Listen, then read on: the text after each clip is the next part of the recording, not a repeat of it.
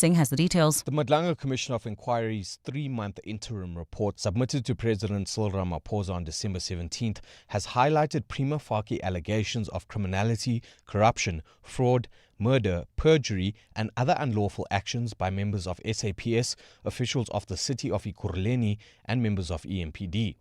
This includes KZN Hawks head Lesetja Senona, currently testifying before the Commission, as well as SAPS's head of organised crime, Richard Shibiri. Recommendations were further made for investigations into suspended EMPD Chief of Police, Julius Mkhonazi, and 3 members of EMPD who formed part of the SWAT unit, which Mkhonazi headed. The city of Ekurhuleni's former city manager, Imogen Mashazi, fleet manager, Chris Stein, head of human resources, Linda Kasheka, and suspended head of legal, Kemi Bihari, are also listed as those who should be investigated. Arun Singh, Eyewitness News. We move to the courts where lawyers for alleged crime boss Vusimuzi Ket Matlala have pleaded with the Johannesburg High Court to intervene in the decision to imprison him at the country's tightest security prison. Matlala, his wife Tsakane and 3 others made their first High Court appearance for pre-trial proceedings today. They are facing 25 charges including 11 attempted murder charges for alleged hits of 3 people. One of the alleged hits were on Matlala's socialite ex-girlfriend Tebogo Thobejane. Khomotso Modise has more. Vusimuzi Ket Matlala has made his first court appearance since he was moved to the country's only super maximum security prison, eBongweni Correctional Centre in Kokstad. During proceedings, the court addressed disclosures made by the state to the defence in preparation for the trial, but Matlala's lawyer, advocate Annelien van der Heerwe, addressed the court on his incarceration. Then, to consult, he sits behind a thick glass where you can barely hear each other with people around you listening to what's going on.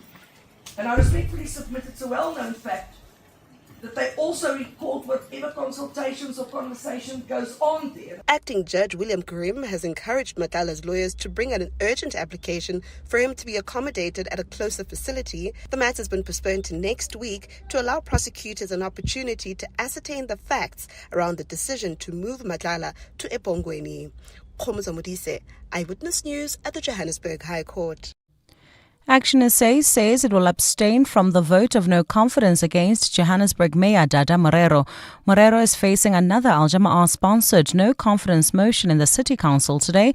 The party believes Morero is failing to improve service delivery. Alpha Ramushwana has more from Council. The ANC is still locked in last-minute talks with Al Jamaah and other political parties in the multi-party coalition. It's understood the ANC's national and provincial leadership met overnight to discuss calls from coalition partners for Dada Morero to step down as the mayor of Johannesburg. That meeting ended without a decision, with leaders now in another meeting where Morero's future is expected to be decided. However, Action SA caucus leader Marcel Cocheres says the party will not entertain the motion. We are adamant that we are not going to vote. We are going to abstain. And the reason for that is first of all, engagement. We haven't been engaged, we're engaged at the last minute, let's put it that way. And we don't stand for that. He says the ANC should fix its internal problems outside of the council chambers. Alpha Ramshwana, Eyewitness News, Johannesburg. Pressure continues to mount on the Reserve Bank's Monetary Policy Committee to ease policy rates.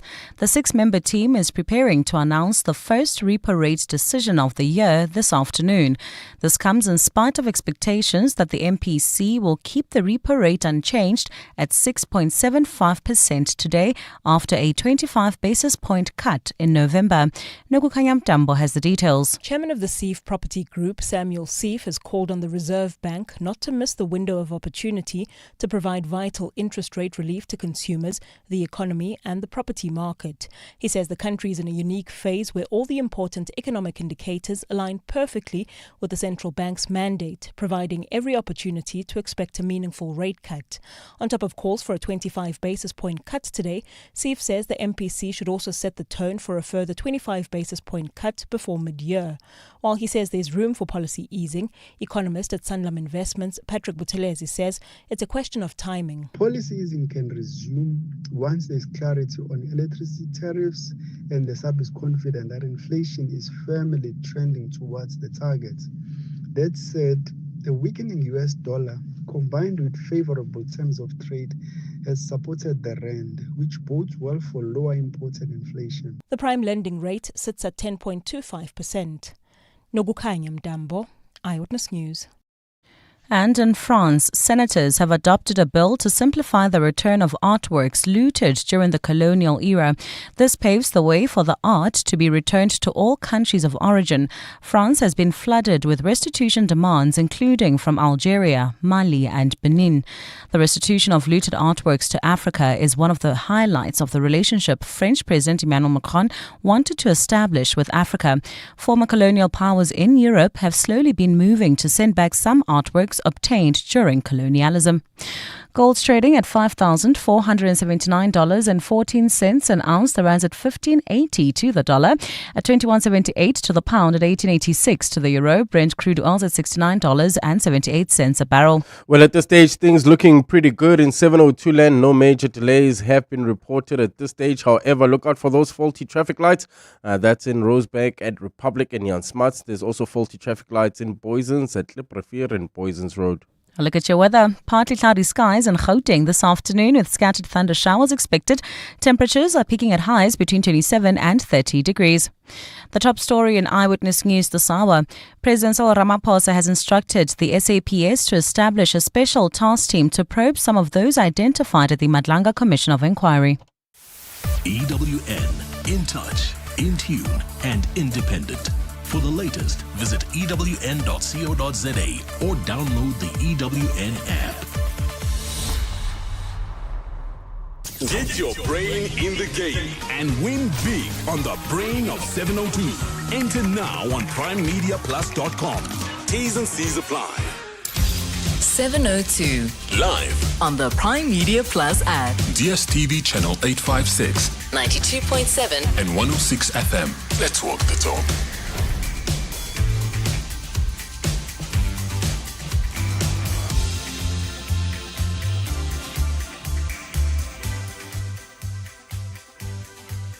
Good afternoon and welcome to 702 Afternoons. I'm Khomotsa Modise. I'm in for Relebogile Mabotja this afternoon. Thank you so much for tuning in. Thank you for choosing us. I hope you're having a lovely afternoon. Thank you to Jane Dutton for the midday report.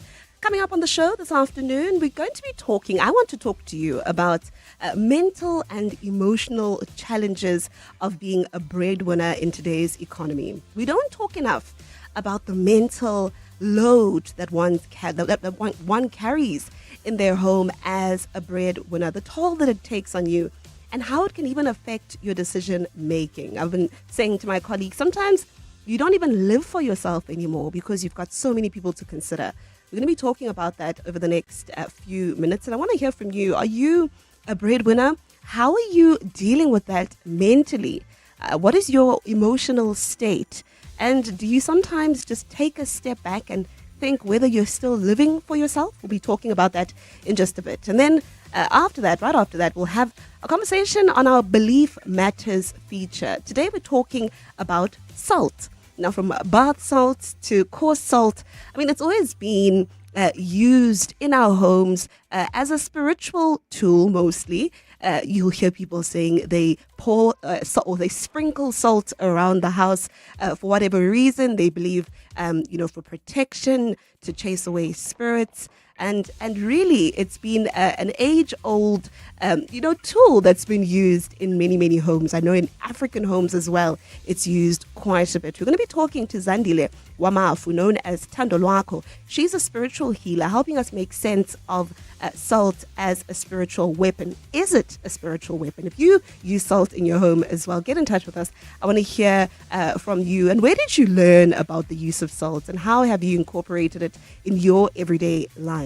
In the final hour, it is a Thursday, so it's our consumer feature day. And of course, we talk to consumer journalist Wendy Nola. Today, we're going to be talking about a meaty warning from Woolworths. There's a scam that's being shared where there's been fake Woolworths imagery that's been making the rounds. And I know Wendy is going to tell us about that, but also she's going to share with us on what to be on the lookout for when it comes to such scams. And then we speak about cars as well. 2 car brands that have scored really low safety stars. And I'm sure you want to know which car brands those are. So stick around, you will find out. And that's in the final hour of the show. In studio with me today is our technical producer, Abele. And the lovely Pachita is taking your calls. Relebogile is on the traffic. Magi Mulapo has the news. To be part of the conversation, get in touch with us on 011-883-0702. Alternatively, if you'd rather send WhatsApp, 072-702-1702. Or if you want to drop me a message on X, my handle is at @Motsa_Modise. This is 702 Afternoon Drives, and my name is Khomosa Modise in for Relebogile. 702 Let's walk the talk on 92.7 and 106 FM. So in a country like ours, I'm sure, the conversation around unemployment and the challenges that we face is one that we cannot avoid. In most households, every other person is a person there. I think very few of us can say we've got family. We don't have a single family member who's not unemployed. And then there's the reality of families that have just one breadwinner. Sometimes that breadwinner is someone who actually works, who wakes up in the morning, goes to work, and, they get paid a salary, a wage. Sometimes the breadwinner is ugogo, a grandmother, a grandfather, someone, you'll hear oftentimes people saying, we were raised off of my grandmother's grant, the social grant, And there are emotional burdens that those people carry. Knowing that you've got a family of 3, 4, 5, 6, 7 sometimes that's looking at you for everything, that needs you to support them. And you are the plan. You are the beginning and the end. And if you don't provide, there will be no provision. And I think sometimes we don't take a moment to think about the weight and the burden of that. The fact that you cannot make decisions for yourself sometimes. I saw a lady who was speaking, a few days ago on social media about how she's even gone as far as not revealing to her family exactly how much money she makes. Because she knows that, if she says how much she makes, there might be an expectation. And she kind of, she downplays how much she makes a little, even though she doesn't make much, so that she can have a little left for herself. But this is a reality of many South Africans who are breadwinners. South Africans who must make decisions, heavy decisions, based on the little salary, the little wage, sometimes the irregular pay, sometimes it's a social grant that you get. And I wanna hear from you about how you're carrying that emotionally, and how you are, how that affects your decision making on a daily. The reality is you can find yourself sometimes feeling very selfish, and I don't think you should. But our nature sometimes is we want to show up for our loved ones so much more than we can, more than we are able to, that, we forget to take care of ourselves. I've heard of people saying, I don't remember the last time, I bought some undergarments because the children, because the family, because my extended family. The reality is that this sometimes even goes as far as extended family, being the breadwinner for your extended family. Many families have spoken about how when there's one brother who gets married, hey, it's a big problem.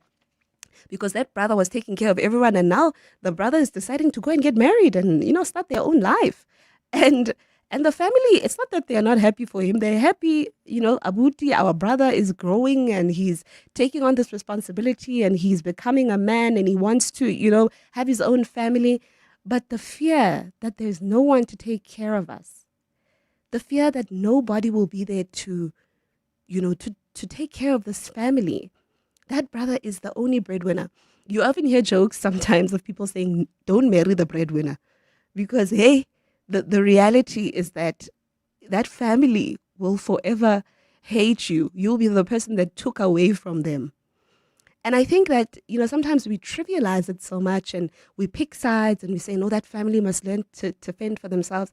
But really, the truth is some families just can't.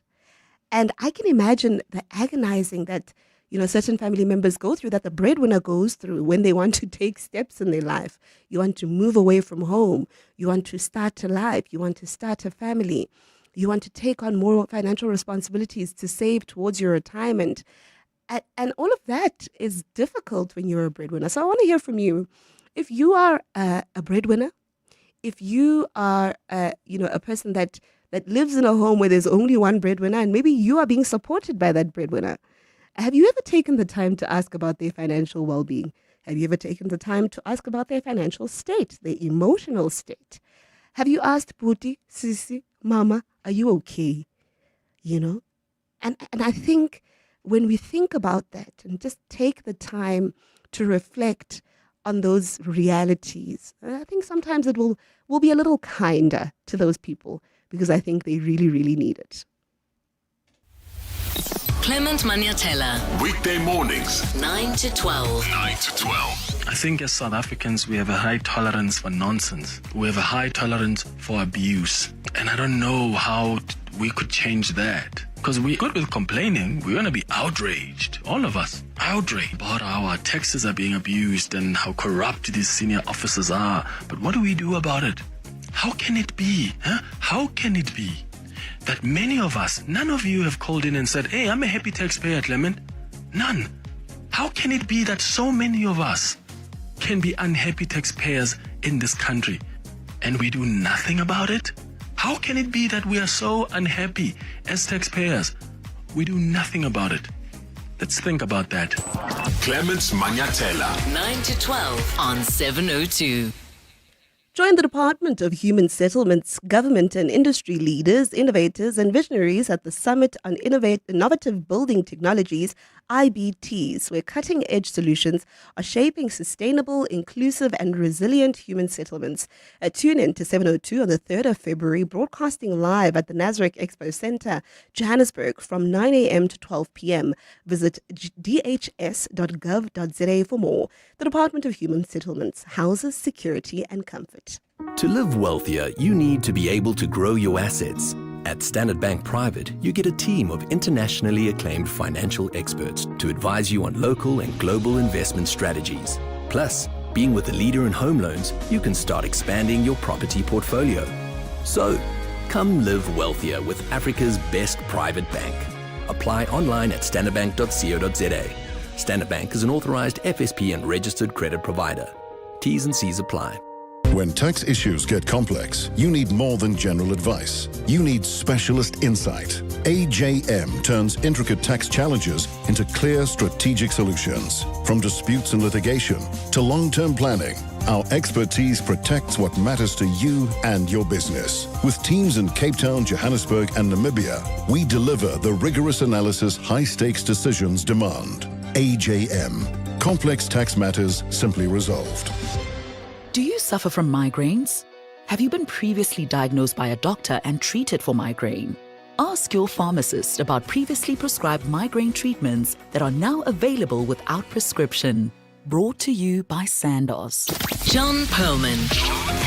Weekday afternoons, 3 to 6. On the one hand, we have excessive spending on things that appear to be wasteful, and yet money is being given back. Do you have any idea why? Could they not find any other things to waste money on, a la Tembisa hospital-style procurement? Or is there real dysfunction in actually getting the business of the department done? Well, I think there's a combination of incompetence. They have around about 8 billion rands worth of accruals, in other words, unpaid debt. So the 8 billion rand is where they haven't actually paid for existing procurement. Professor Alex van den Heever. John Perlman. 3 to 6 on 702. 702 Afternoon Drive with John Perlman is proudly brought to you by Telkom Business. Possibility begins here. Let's walk the talk. 702. Welcome back. This is 702 Afternoons with me, Khomotso Modise. I'm in for Relebogile this afternoon. Thank you so much for tuning in.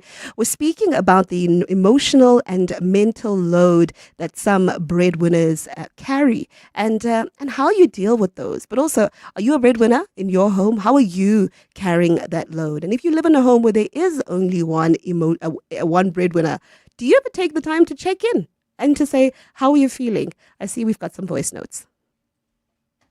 Hi, good day, Khumotso. How are you? You know what you are saying about being a breadwinner. I remember like today, not long ago, today in the morning, I was just talking to my wife and saying, sometimes that thing, as blacks, we always saying, they say, tokolosi, tokolosi, tokoloshi. I've noticed that it's just a lie. Sometimes, if you can count some of the monies, all the monies you have used, you can find that there were some which have taken by Tokolosi according to the way we always saying. Because you when you do a budget, there are some of the small amounts of money which you're gonna use and you don't count. And those monies, those 40 rands, 50 rands, whatever, when a child says, I need this, I think at the end of the month, you're going to find that maybe you have used those monies and they make 1,000 rands. To be a breadwinner is very difficult. And while there will be some other relatives out there and looking help from you, it is not easy. It is not easy at all. Sometimes I think to be a child is better. Hey. Thank you. Klepiskopai. And the difficulty sometimes is that just because you're the breadwinner, you don't feel the need to be transparent and open to those around you to say, listen, mama, papa, child, this is how much money I have. So, if you keep asking me for money, you're taking from this. I think the reality is maybe if we're a little more transparent, maybe if you're a breadwinner and you have 5 rand. I have 5 rand. This is as much as I'm going to have. Because families sometimes think you have more than you do. Sometimes they think, no, Uputi is working. Sisi is working. She's going to foot the bill. And the reality is, Sisi is really, really stretched. Let's take another voice note. Good day, Komoto. On the topic of the breadwinners, I think my lessons in life have been that if you are a breadwinner, you need to have boundaries. That is the most important thing. Secondly, you need to recognize when you are being abused and taken advantage of, because people, even if they make that little 300 nyana, 350 nyana, granty nyana, they want to use their money for their own things, but not for the important things, if you get what I'm saying. So you need to recognize that. And I want to tell you something. Motonale Makai too, both hands, both feet, they can fend for themselves. It's just people don't want to be uncomfortable in trying to fend for themselves. Simple thing like selling something, like doing something, like Zama. Try. So there are people who do not want to fend for themselves, and the breadwinner will always suffer. And one thing I've learned is to put myself first. Even if the breadwinner, just go and, I think Steve Kompella's video once said it very well. Buy those sneakers, buy that meal, and Utoba shop. Yeah. Paul here from Pretoria. Yeah, Paul, listen, I've heard of people that say that. In fact, I know people, when they get the money, on the day that they get paid, then they make the decision to go past the shops, because they know that as soon as they walk back into the house, through that door, all eyes are on them. So they pass by the shops, they buy, what did Steve Kompela say? You're not taking the new pair of sneakers or that handbag to take care of themselves emotionally. Everything else they will see afterwards. But you also raised something really important. And it's the fact that, okay, I might be the breadwinner for however long. But when you now start making money, you need to declare and you need to start taking on some responsibilities. Because the reality is, in many families, now when other people start, making money and they are fortunate enough to join the workforce and they get paid, now they continue with life as normal. They no longer want to come and say, okay, Sisi, I want to relieve you. You've been taking care of us for however long. And I think that's a little selfish. I think that can be a little selfish. Khumutsa is mama. This thing, mom, if you are a parent, you'll understand for this thing. What time we go shopping? We said, let me get myself a t-shirt. So end up with buy your own t-shirt, you pay something. But when going through with let me get me something for yourself. End up with island because this thing is like we are a mother, we are a father. Come first. If you can get married, whatever anything. So Most of people, they don't understand. They think the wife you marry doesn't want to help the family. No, it's only for the thing we think about the kids. I want to tell you, my brother, a wise person once said, you can't pour from an empty cup. So take care of yourself first. Start with your needs first. We often hear of parents who harbor so much anger and bitterness towards their children because they feel those parents that say, I pay for your school fees. Every month I take you to this expensive school. I do this for you. I do that for you. It's because they're not taking care of themselves as well. And they look at the child as, this person that's taking away from what I could be doing for myself. So if you can, as much as you can, of course, within reason, prioritize yourself as well. Take care of your emotional needs as well. But there at the end of your voice note, alluding to the example that I made about families, that, if you marry a breadwinner, hey, in some families, it's a big problem. You will always be seen as the lady who took away from them. Or even the man, you will always be seen as a husband.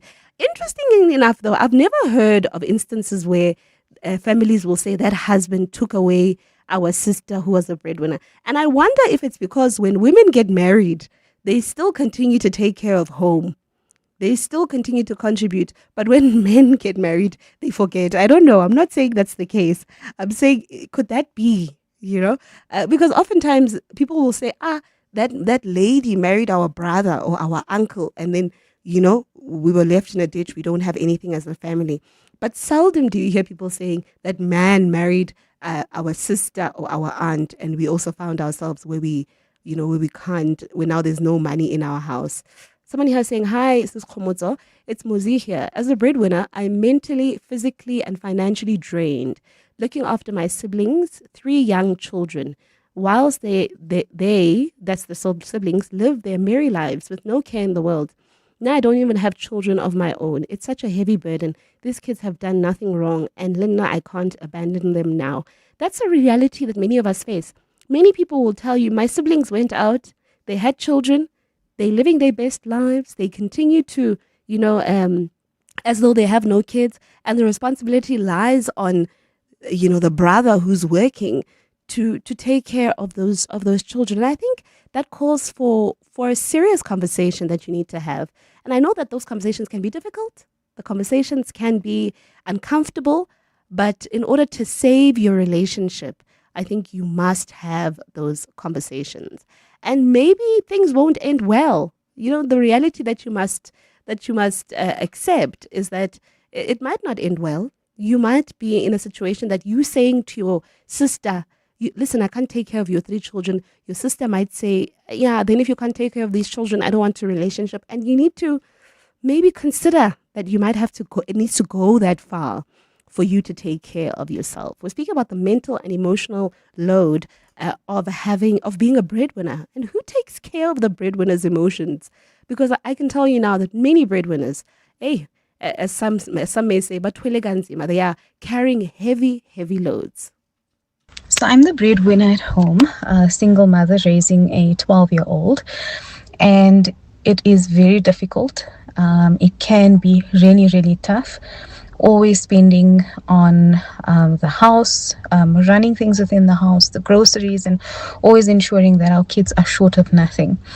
And I've opened an account for my daughter, and we put money, my parents, myself, we put a bit of money in for her so that she can spoil herself now and again, and she's learned to save. Because right now she knows what's priority and what not, because we've created healthy boundaries, and she understands the financial difficulties and, just what it's like being in a household where there's just one income. And it's so funny when we go out shopping that if my daughter wants something that I deem not a priority or I don't see as a priority, and I tell her, okay, spend from your account. And all of a sudden she changes her mind because it's not that important anymore. Yeah. So it's important to have boundaries. It's important that us as parents say no. But when we do say no, we also help them to understand why it's not that easy to just buy something that's especially not a priority. But yeah, great topic. Thanks for this. Yeah, I love that. I really love that, because you're also making them responsible, and you're alerting them to the fact that you're not drawing from a never-ending well here. The reality is that there's this much money, and unfortunately, when it's done, it's done. This well does dry up. We're speaking about the emotional and mental toll that many breadwinners bear with them. This is 7:02 afternoons. My name is Khomotso Modise, in for Relebogile. It's 1:30.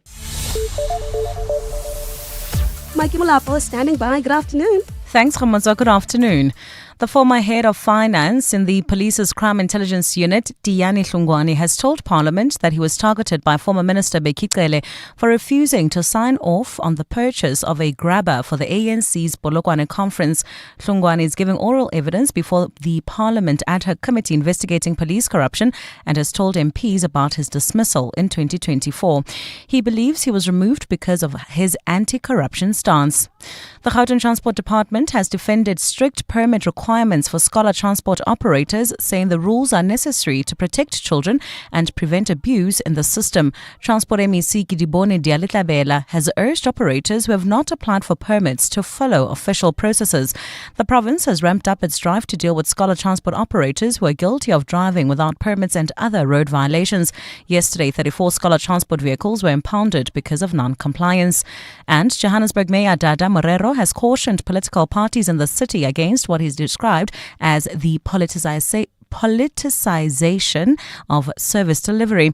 Morero is facing a motion of no confidence in the City Council today, which was tabled by the Al Jama'ah party. The party says the motion is based on its view that Morero has failed to improve service delivery. Those are the headlines. This Eyewitness News and more at 2 p.m. or as it happens. EWN Traffic. Well, at this hour, if you're leaving Centurion heading towards Midrand, bumper-to-bumper traffic. This is on the N1 southbound between Samrand and New Road. There's also slow-moving traffic approaching the intersection of Republic and Jan Smuts. This is in the Rosebank area due to faulty traffic lights. Traffic lights still not working in Boysens at Kliprivier and Boysens Road, as well as in Marlborough at Marlborough Drive and the N3 North. If you come across any other traffic issues, please WhatsApp us on 072-702-1702. There's more EWN on air, online, and on the EWN app. Bongani Bingwa, 702 Breakfast. Weekday mornings, 6 to 9. Hey, Minister, a record 10.4 million international visitors last year. Yes, we are indeed very excited. South Africa was chosen as one of the most beautiful places on earth for people to visit. Another level of confidence as it goes to tourism infrastructure investment. The French luxury resort brand Club Med will be opening in KZN in June this year. That was a public-private partnership of 2.5 billion rand. So that shows confidence in our country. Patricia de Lille, the Minister of Tourism. Bongani Bingwa, 6 to 9. On 702. In the Celebrity MasterChef kitchen, fame doesn't cook your food, skill does. This Sunday, watch local celebrities Donnie du Toit, Sinoyolo Sifo and Dineo Ranaka face the kind of pressure that turns confidence into chaos. The heat is real, the judges don't blink, and one tiny mistake can change everything. These are the moments that set the bar for what's coming next. Don't miss Celebrity MasterChef this Sunday at 6 p.m. only on ETV.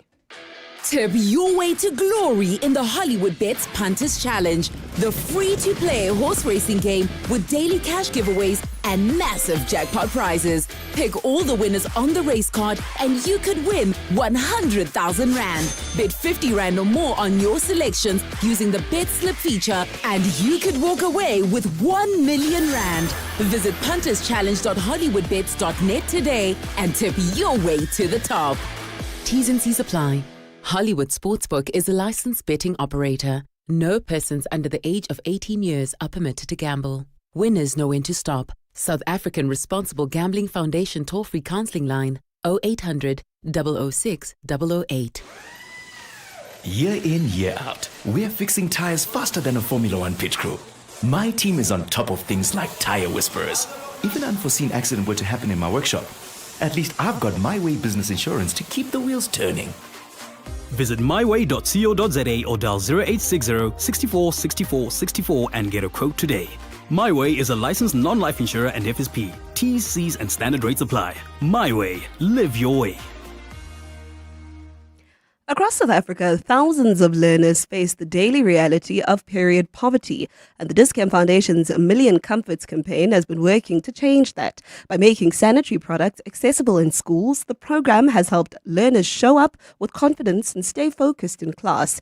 Today on the Afternoon Drive with John Perlman, we're unpacking what's next for Million Comforts as it steps into a new phase of growth and impact. We'll hear how new partnerships are helping expand the program into areas like hygiene education, health services, mentorship, life skills training, and career guidance for both girls and boys.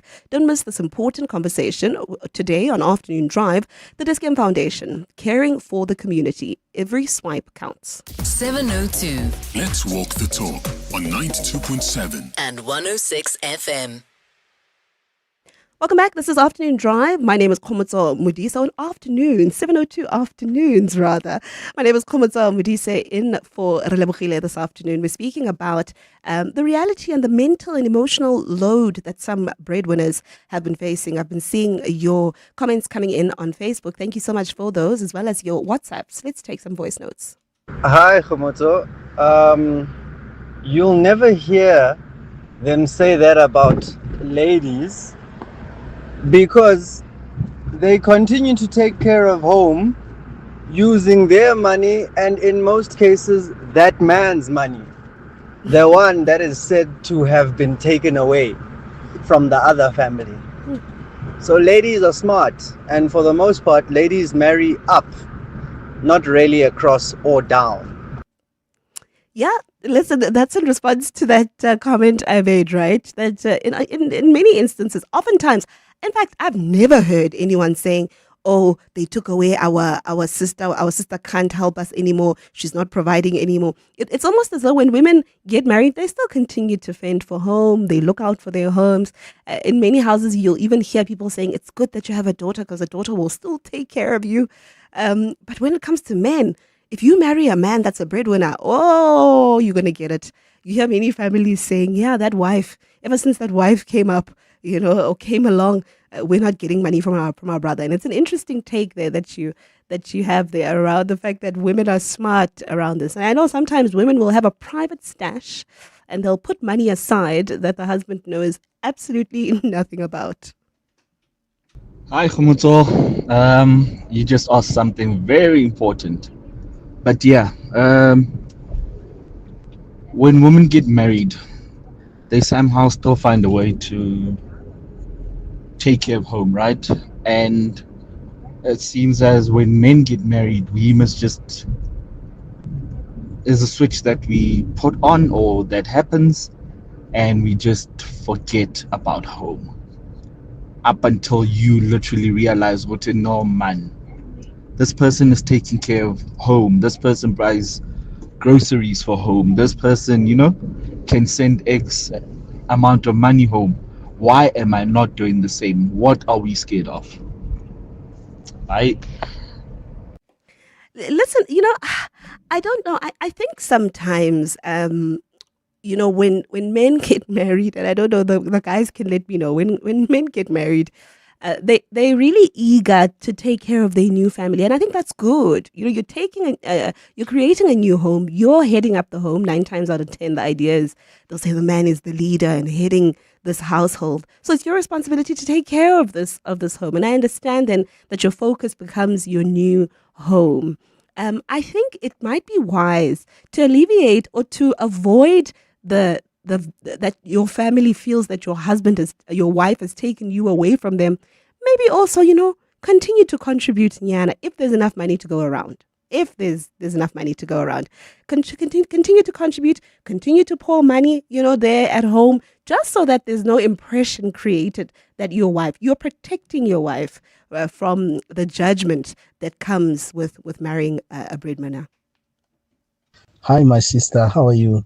I just want to contribute about the breadwinners. For me, I feel that they don't have so much in their shoulder. It is just lack of wisdom. The Bible says, my people perish for the lack of wisdom.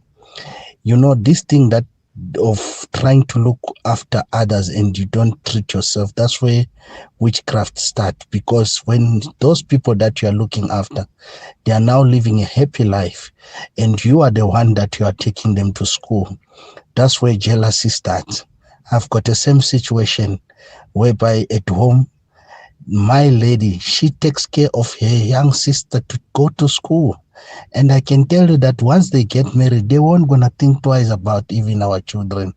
I'm suffering so much to look after other family, not my own family. So I feel like people must learn to count them first. I learned to do that. I'm living a happy life. I'm very happy. I make sure that I invest in me first before any other person. Hi, Komoto Modise.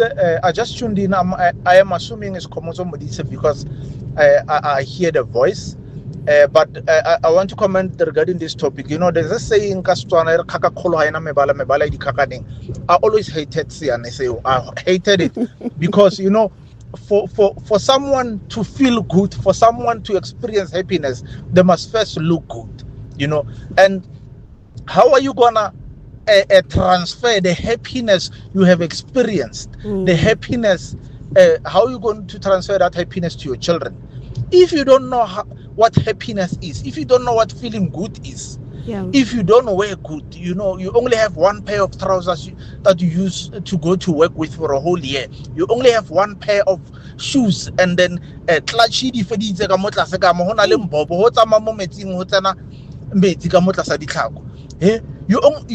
only have two pairs of underwears. But when I bizur kaka kola haina mebala di kakaning. Otomaga wena buti. Otomaga wena says.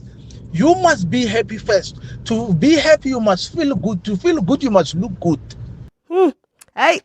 Yeah, listen, Setswana say was really deep. Yes, Setswana say was very, very deep. Next time I need you to explain it to me. But I think I can figure it out. And you're absolutely right. It's what I was saying, Abuti, about the fact that you can't pour from an empty cup. You too must take care of yourself. And I think that creates so much resentment. And it links to the previous voice note. You know, when you realize that your spouse, your partner, you know, the person you're living with is taking care, is still continuing to be the breadwinner for their home, but you have abandoned your own, then you become resentful and you say, yeah, this wife, yeah, this husband. And I don't think you're being fair. In fact, I think the wise way to go about it is to sit down and be transparent. Yes, we're going to continue. We are married now, but let's continue to contribute. Ko mama, 500. Let's send money, ko 2,000 or whatever, right? According to the needs of your families. I think this is something that can be dealt with just open conversation. Let's take a call. William, you're in Edenvale. Go ahead. Good afternoon, Mabotja. Thank you for taking my call. Very quickly, this is a compliment. I've heard you stand in on various shows at 702, and you're amazing. You stand in and you take ownership as though it was your own show. You are fantastic. God bless you. William, William, thank you so much for that call. I appreciate it. It's a pleasure. Take care. God bless. Thank you. Oh, man, that's so heartwarming. Thank you, William there from Edenvale. All right, thank you. This is Afternoon, 702 Afternoons. When we come back, we speak about the use of salt as a spiritual weapon. We'll have a conversation right after this. The G20 Summit is a stepping stone towards a brighter future for the city. Josie My Josie has launched the Babize Bonke campaign to shine a spotlight on some of the extraordinary champions who are reshaping Johannesburg from the ground up. I'm Dr. Taddy Pletcher, CEO of the Maharishi Invincibility Institute. Through our programs, we have raised over 800 million rand for free education, helping formerly unemployed South African youth to enter the job market. And we've had a 95% average job placement success rate. Josie My Josie is making the invisible visible, giving the voiceless a voice. It's a movement for the people, by the people, creating a city that we can proudly call Josie My Josie. Come see how Josie does it. A city that's alive, ready, and rising. Prime Media and 702 are proud sponsors of Josie My Josie. Know a little about a lot, from headlines to horsepower, parenting to pop culture. If you stay switched on with News 24, it's time to cash in. News 24 and 702 afternoons with Relebogile Mabotja are giving you a chance to win up to 5,000 Rand every day next week. Hit primemediaplus.com to enter, and you could get a call to play the Raise Your Game quiz. You'll get 3 questions, nail question 1 and bank 500 Rand. Get question 2, and that's another 1,500 Rand. And question 3 adds an extra 3,000 Rand. One wrong answer ends the run, but whatever you've earned, you get to keep. The Raise Your Game quiz with News 24 on 702. T's and C's and more on primemediaplus.com. Life keeps getting busier. Parenting, shopping, working, exercising, just surviving. With all of that, who has time for anything else?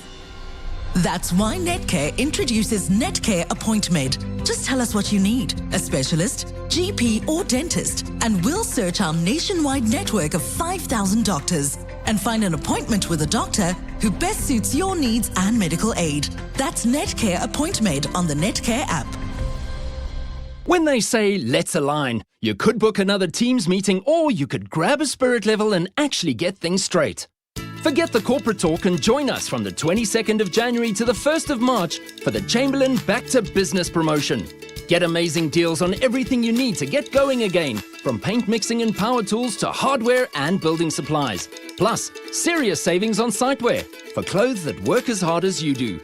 Chamberlain, famous for hardware since 1903. To walk the talk is to turn words into meaningful actions. And it's what we at 702 are committed to doing every day.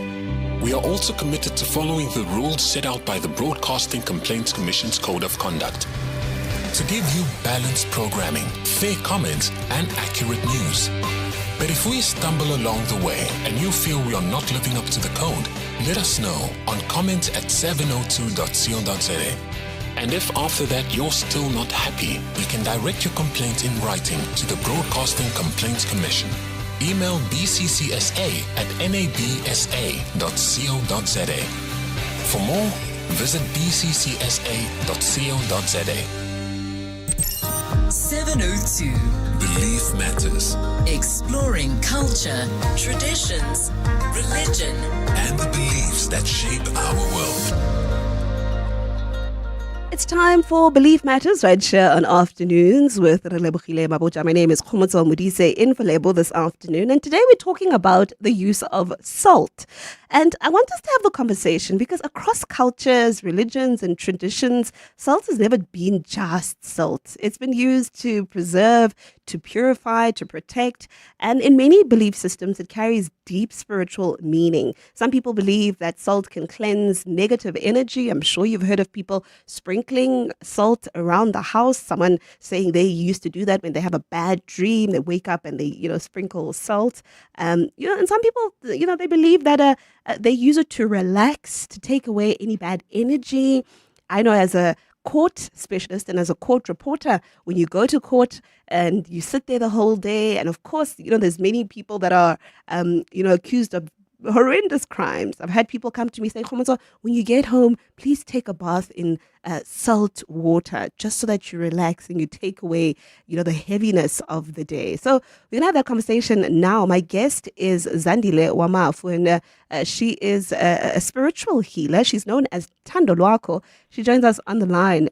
Good afternoon, Zandile. Welcome to the show. Hello, Khomotso. Thank you for having me. It's an honor again. Thank you.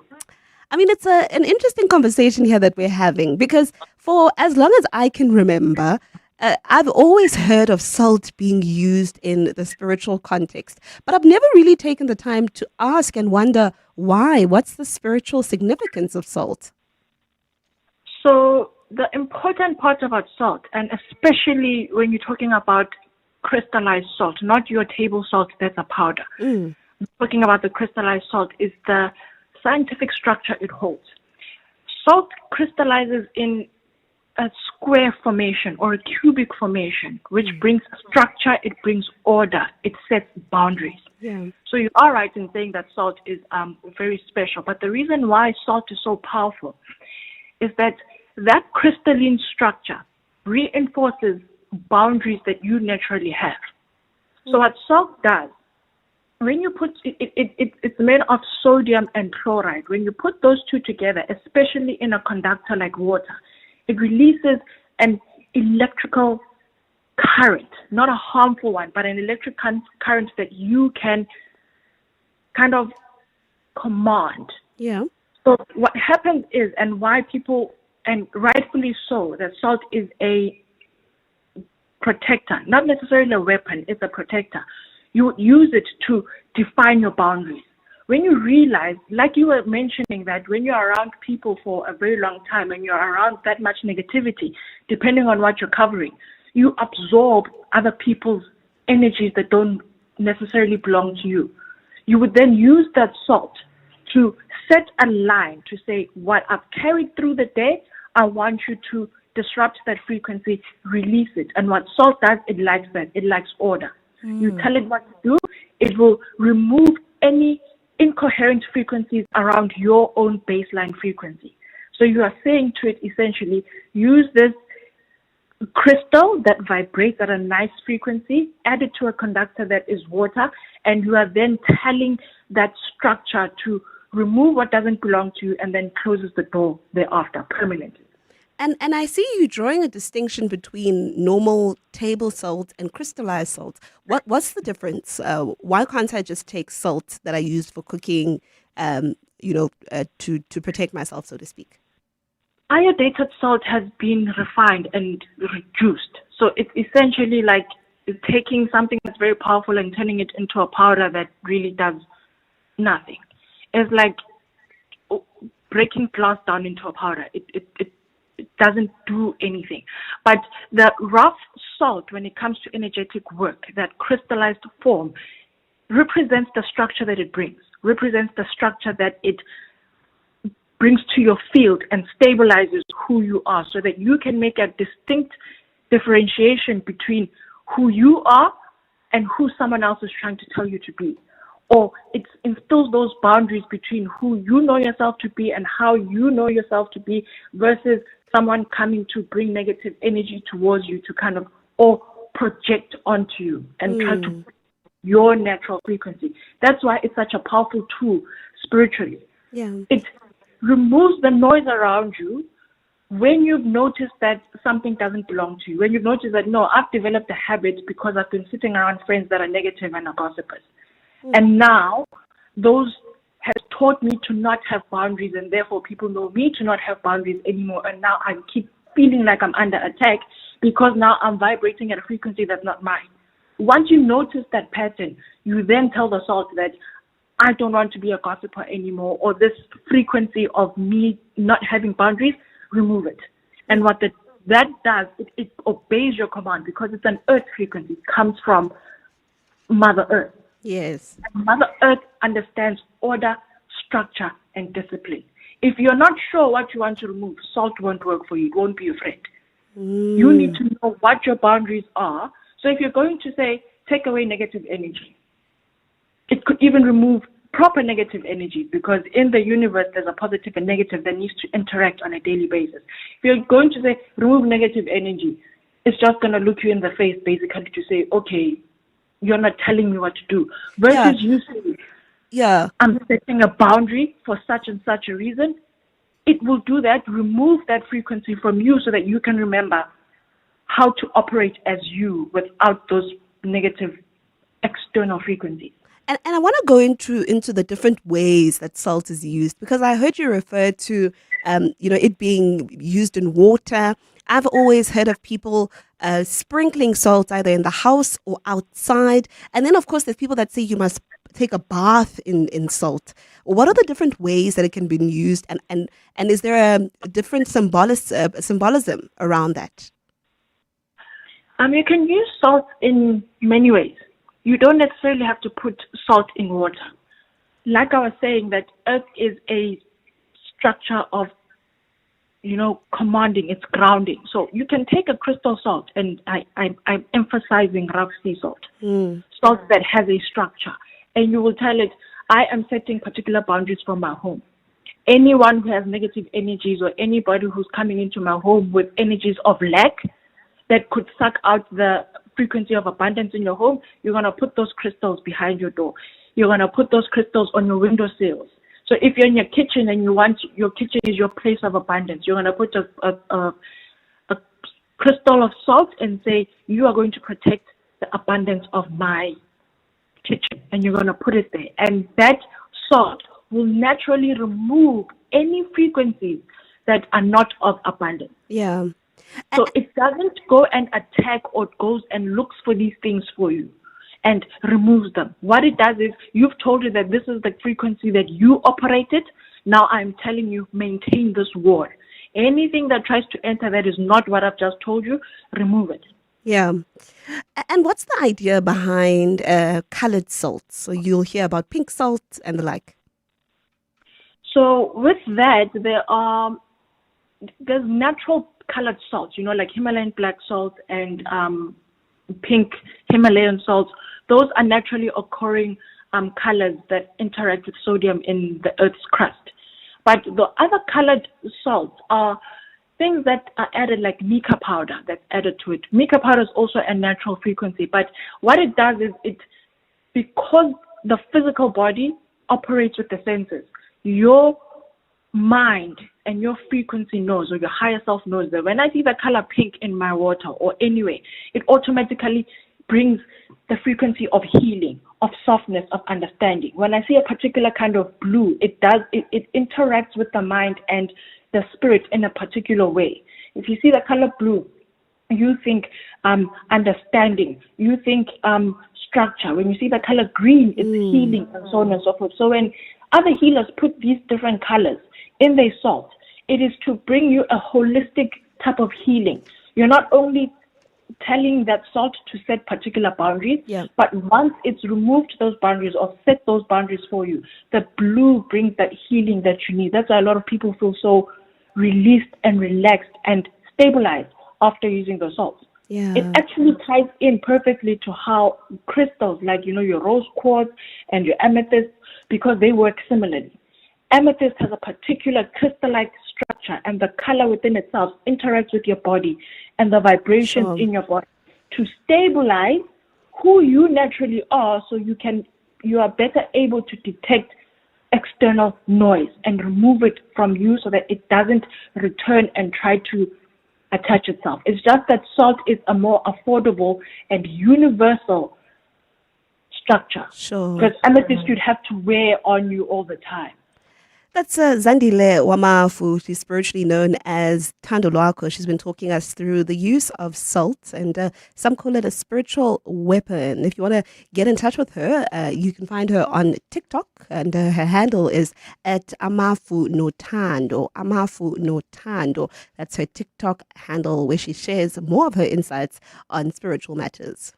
In the last 24 hours, this is what's happened in your world. A clean audit continues to be elusive for the Tshwane municipality, with its last unqualified audit opinion coming in the 2020-2021 financial year. The latest audit report presents a mixed bag of results for the municipality. The AG has commended the municipality for reducing its qualification areas from 6 to 2. However, some historical problems continue to persist for the capital. The AG says the municipality currently has no effective system for internal control of its assets. It says the municipality failed to take reasonable steps in preventing the over 5 billion rand in unauthorized, irregular, fruitless and wasteful expenditure. EWN, in touch, in tune, and independent. Municipal services are vital to keeping the city safe, clean and functional. By paying for municipal services such as your water bill, you're investing in Johannesburg's water supply. Paying for your services is not just a transaction, it's a commitment to your community's sustainability. Help pave the way for a brighter tomorrow, one payment at a time. Brought to you by Johannesburg Water, a water utility that cares. Clientele is here to safeguard you and your family with compassion, because life happens. Be part of a family that truly cares. Our funeral dignity plans have helped South Africans bury their loved ones with dignity for more than 30 years. Let us help you create a meaningful tribute that honors your life and those of your loved ones. We pay out within 24 hours, and you will get double accident cover with a clientele funeral plan. Our plans are affordable. Pick the option that suits your needs. It's easy to apply. No medical examinations and no paperwork. SMS funeral to 31586. That's 31586. Clientele Life is an authorized FSP and licensed life insurer. T's and C's online. Standard rates apply. Supercharge your business productivity with Moloi Innovative Solutions. We bring the most highly customized and cost-effective IT infrastructure to your fingertips. Whether it's desktop and server support, cloud services or hardware, software and printer procurement, our dynamic team makes sure that you have the tech that resonates with you. Moloi Innovative Solutions. Experience at its best. Get to molois.co.za for more. This is EWN. Good afternoon, I'm Maki Molapo. We begin in the National Assembly, where the former head of finance and the police's crime intelligence unit, Diani Hlungwane, has told Parliament that he was targeted by former Minister Bekikele for refusing to sign off on the purchase of a grabber for the ANC's Nasrec conference. Hlungwane is giving oral evidence before the Parliament ad hoc committee investigating police corruption and has told MPs about his dismissal in 2024. He believes he was removed because of his anti-corruption stance. It's the third day of public hearings before the ad hoc committee. Babala Ndenza has more. Tiani Hlungwane was the head of finance for administrative services in the police's crime intelligence unit before his dismissal. Hlungwane, a chartered accountant, alleges that corruption and cronyism is widespread in the police. He also told committee members Bonelo Nomvalo that his problem in the police started after he refused to approve a cell phone grabber for the ANC's 55th conference. So you are saying because you refused to buy a grabber or to authorize, then thereafter you became a target. So the conference was in December. Hlungwane says this was the only reason. And the National Commissioner, he told the National Commissioner, and I was not transferred. But the attacks started from there. After attack, after attack, after attack. No, I see. Hlungwane also tells the committee that he was paid 6 million rand while sitting at home during his suspension. Babalo Ndanza, Eyewitness News. Over in the courts, lawyers for alleged crime boss Vusimuzi Matlala have pleaded with the Johannesburg High Court to intervene in the decision to imprison him at the country's tightest security prison, Ebongweni Correctional Centre in Kokstad. Matlala, his wife Tsakane and 3 others made their first High Court appearance for pre-trial proceedings. Today, they are facing 25 charges, including 11 attempted murder charges for alleged hits of 3 people. One of the alleged hits were on Matlala's socialite ex-girlfriend, Debucho Tobejane. During proceedings, Matlala's lawyer advocate Anneline van der Heerwe addressed the court on his incarceration. Then to consult, he sits behind a thick glass where you can barely hear each other with people around you listening to what's going on. And I respectfully submit it's a well-known fact that they also record whatever consultations or conversation goes on there.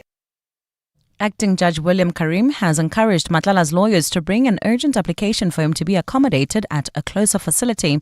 The matter has been postponed to next week to allow prosecutors an opportunity to ascertain the facts around the decision to move Matlala to Ebongweni. The Auditor General's office says it's concerned the Tshwane municipality is not doing enough to hold its employees accountable for financial misconduct.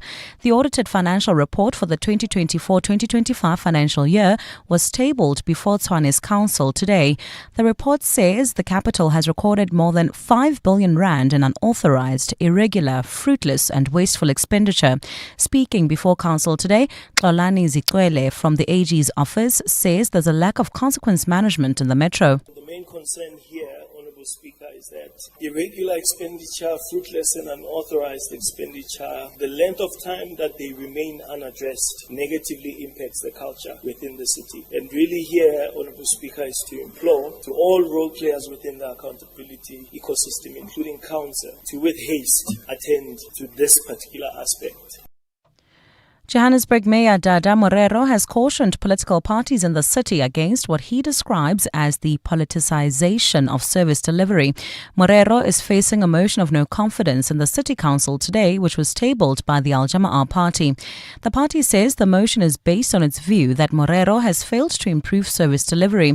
In his opening address to council, Morero emphasized that the service delivery should not be used to settle political scores. The Joburg crime is slowly disappearing, and there is law and order in the city. Through the mayoral high-impact service delivery program, we are seeing change, and we should not politicize service delivery.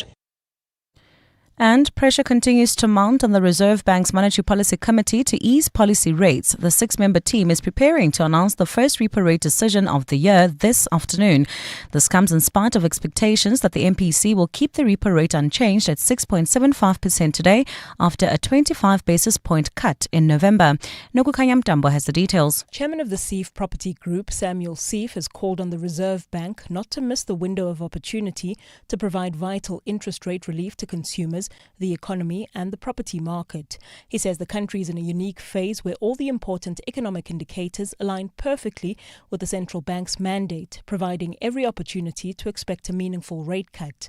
On top of calls for a 25 basis point cut today, Seif says the MPC should also set the tone for a further 25 basis point cut before mid-year. While he says there's room for policy easing, economist at Sanlam Investments, Patrick Buthelezi, says it's a question of timing. Policy easing can resume once there's clarity on electricity tariffs and the SAP is confident that inflation is firmly trending towards the target. That said, the weakening US dollar combined with favorable terms of trade has supported the rand, which bodes well for lower imported inflation. The prime lending rate sits at 10.25%. Nogukanya Mdambo, Eyewitness News. Gold's trading at $5,519.86 an ounce. The rand's at 15.78 to the dollar, at 21.76 to the pound, at 18.85 to the euro. Brent crude oil's at $69.81 a barrel. Waterkloof, Pretoria, there's bumper traffic. This is on the N1 southbound between Garsfontein Road and Rigel Avenue. Look out for those faulty traffic lights. Marlborough at Marlborough Drive and the N3 North, as well as in Boysens and at Klipprivier Drive and Boysens Road. A look at your weather. It's a partly cloudy afternoon in Gauteng today with scattered thunder showers expected. Temperatures are peaking at highs between 27 and 30 degrees. The top story in Eyewitness News this hour, the former head of finance and the police's crime intelligence unit, Diani Hlungwani, has told Parliament that he was targeted by former Minister Bekikele for refusing to sign off on the purchase of a grabber for the ANC's Nasrec conference. EWN, in touch, in tune and independent. For the latest, visit ewn.co.za or download the EWN app.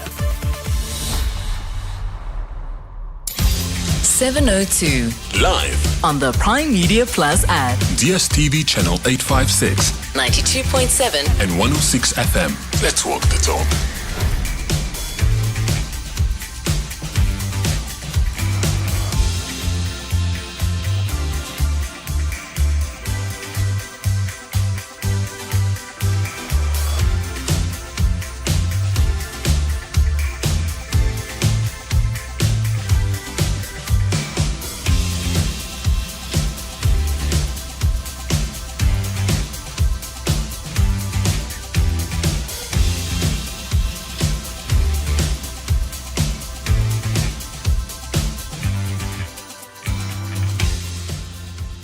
Welcome back. It's the second and final hour of 702 Afternoons. My name is Komoto. I'm in for Relebogile this afternoon. Thank you so much for tuning in.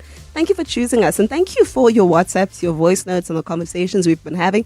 If you've missed any of our conversations or if you just joined us, you can catch up on our YouTube, 702 YouTube, as well as the Prime Media Plus app. They're all uploaded there and you can go back, listen, and share with all those around you. In this hour, it is a Thursday and it's time for our consumer feature. Of course, we have consumer journalist, regular on the show, Wendy Nola, who's here to share the latest latest in consumer news with us, but also take some of your questions and any of your concerns or comments even.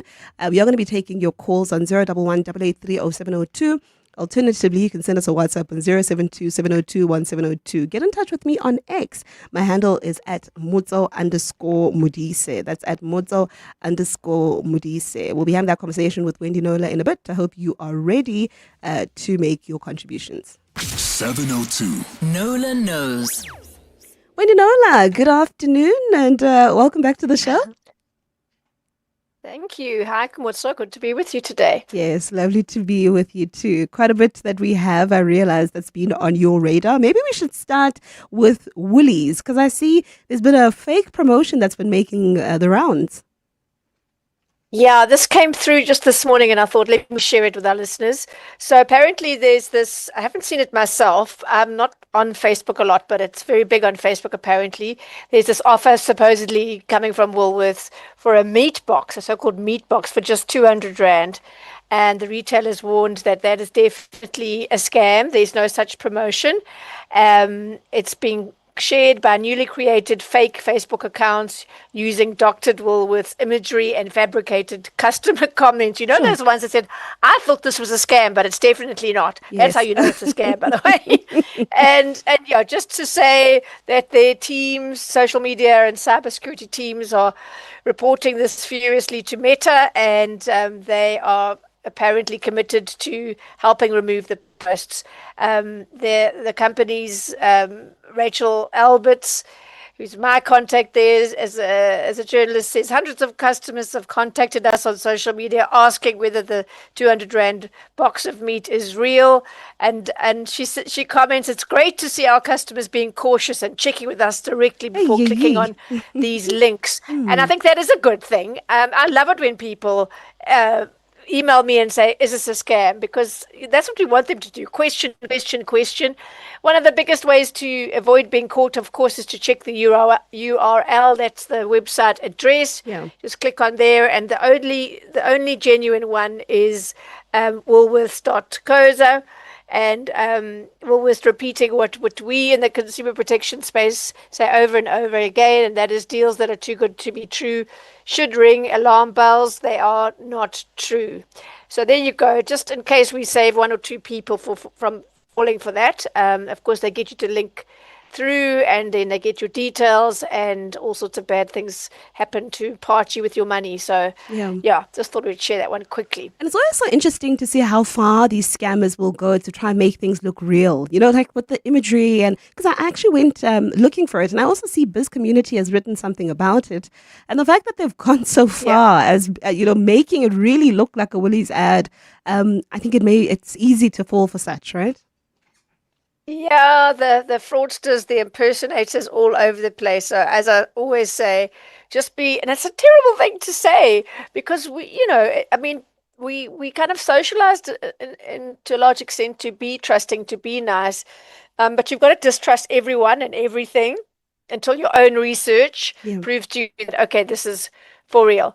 So another one, just Komoto, while we're talking about it, is I keep hearing from people who own certain diesel models, bought before certain month in 2015. So that are querying with me with the emails they've got from a company called Spot Settlements on behalf of VW about them being owed money in compensation because there was a fiddle on the diesel engine to kind of fake emissions, make them look better than they were.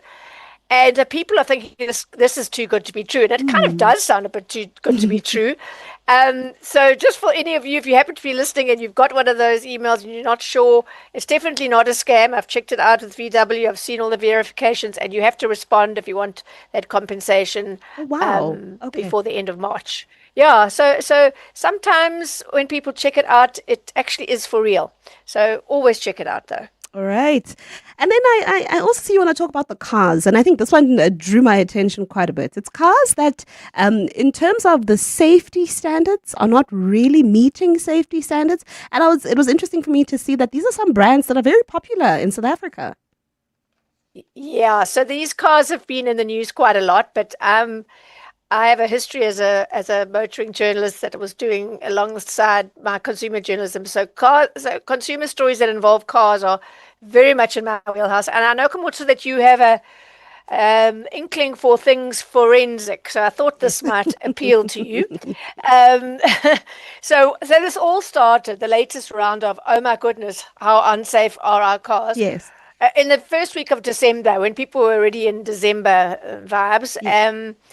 But it's only really got traction in the last few weeks. So the Automobile Association, which for the last 9 years has teamed up with an international organization called Global NCAP being New Car Assessment Program. So some parts of the world, like Europe, they have their own NCAP, where every new car is put through those crash tests, essentially, and rated out of 5 stars for safety. In this country, we don't have our own one. So for the last 9 years, the AA has they buy these cars anonymously because the cars have to be the model sold in this country. They might be the same one sold in Europe, America, Australia, but it's not the same car under the skin, and that's the whole point. Because our safety levels, Komoto, in this country are our regulations are so base, so like 1970 that it doesn't take much to be able to pass and sell the car legally in this country. Whereas other countries, given that, the technology around safety, the features have developed so much in the last few decades that even now used to be premium models that got the electronic stability control that keeps you on the road when your wheels lose traction and that kind of thing, saving many, many lives in accidents. Those used to be premium features, and they're now entry-level cars should have them. But it's not legal for all cars to have it in this country, right? Unlike in the first world markets, if I can call them that. So the manufacturers a lot of them just won't do it, right? Because it's still legal. But is it the ethical thing to do? Well, Global NCAP says no. So what's been happening for the last 9 years is that these cars are anonymously bought, shipped at great expense. In fact, they have to buy 2 models and send them over because there's front impact testing and side impact testing, and then they rate them. So we can then see what the real story is, right? It's a low speed crash. It's only that car has crashed into a barrier at only 64 kilometers an hour, so it's a fairly low speed crash. So the big news, I just thought the background is important to explain to people, but the big news is that the Hyundai Grand i10, as most people have heard by now, was given 0 stars for the adult occupants in the front, the driver and the front seat passenger, and 3 stars for the children in the back. So 3 stars is acceptable. It's not great, but it's acceptable. But 0 stars in anybody's language is unacceptable. The car shouldn't be on the road. It's the in front. It's got no ESC, no electronic stability control for one thing, and the data showed on those crash test dummies that there was potentially fatal injuries. And bear in mind, again, as I keep saying, that the car was only going 64 kilometers an hour, crashing into another car, which actually absorbs some of that kinetic energy. Whereas if you crash into a tree or a pole or whatever else, it's going to be far worse.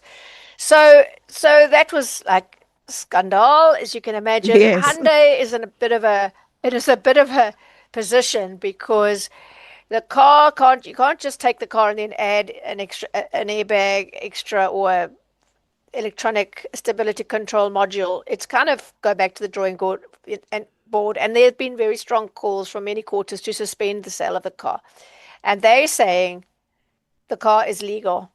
Sure. According to South Africa's standards, very, very low, inadequate standards.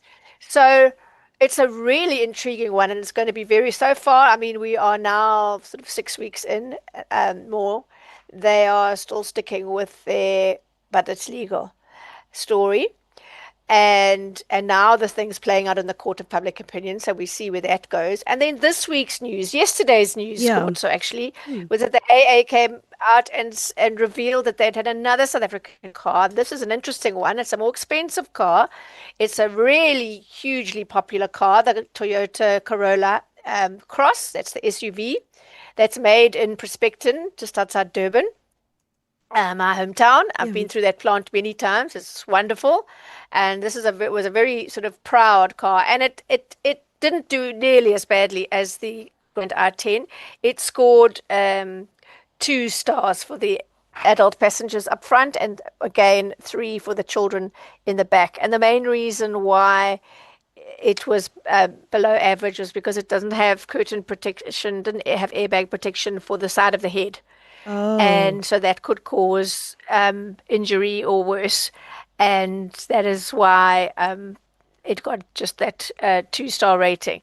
So Toyota's responded saying, it's safe, and it's quite a sort of neutral response. Yeah, I mean, but sure, I could only imagine. I mean, I'm wondering if I drove one of those cars, I'd be thinking, what do you do now? What, do you take it back? Do you look at selling it? Yeah. So at the moment, you would be looking at, there would be nothing in the price that you were offered would take into account that this car has been found to have suboptimal safety, a safety rating. So it would be a straight trade-in or whatever, and then you'd perhaps lose money. So as I say, it's not as dire as a 0-star, and I feel really badly for those R10 drivers, Grand R10 drivers, because I've questioned Hyundai extensively about this, and they say they're not offering any special deals. They're doing straight trade-ins or whatever, or substitutions, but the customer will pay as if it was just their choice to do it.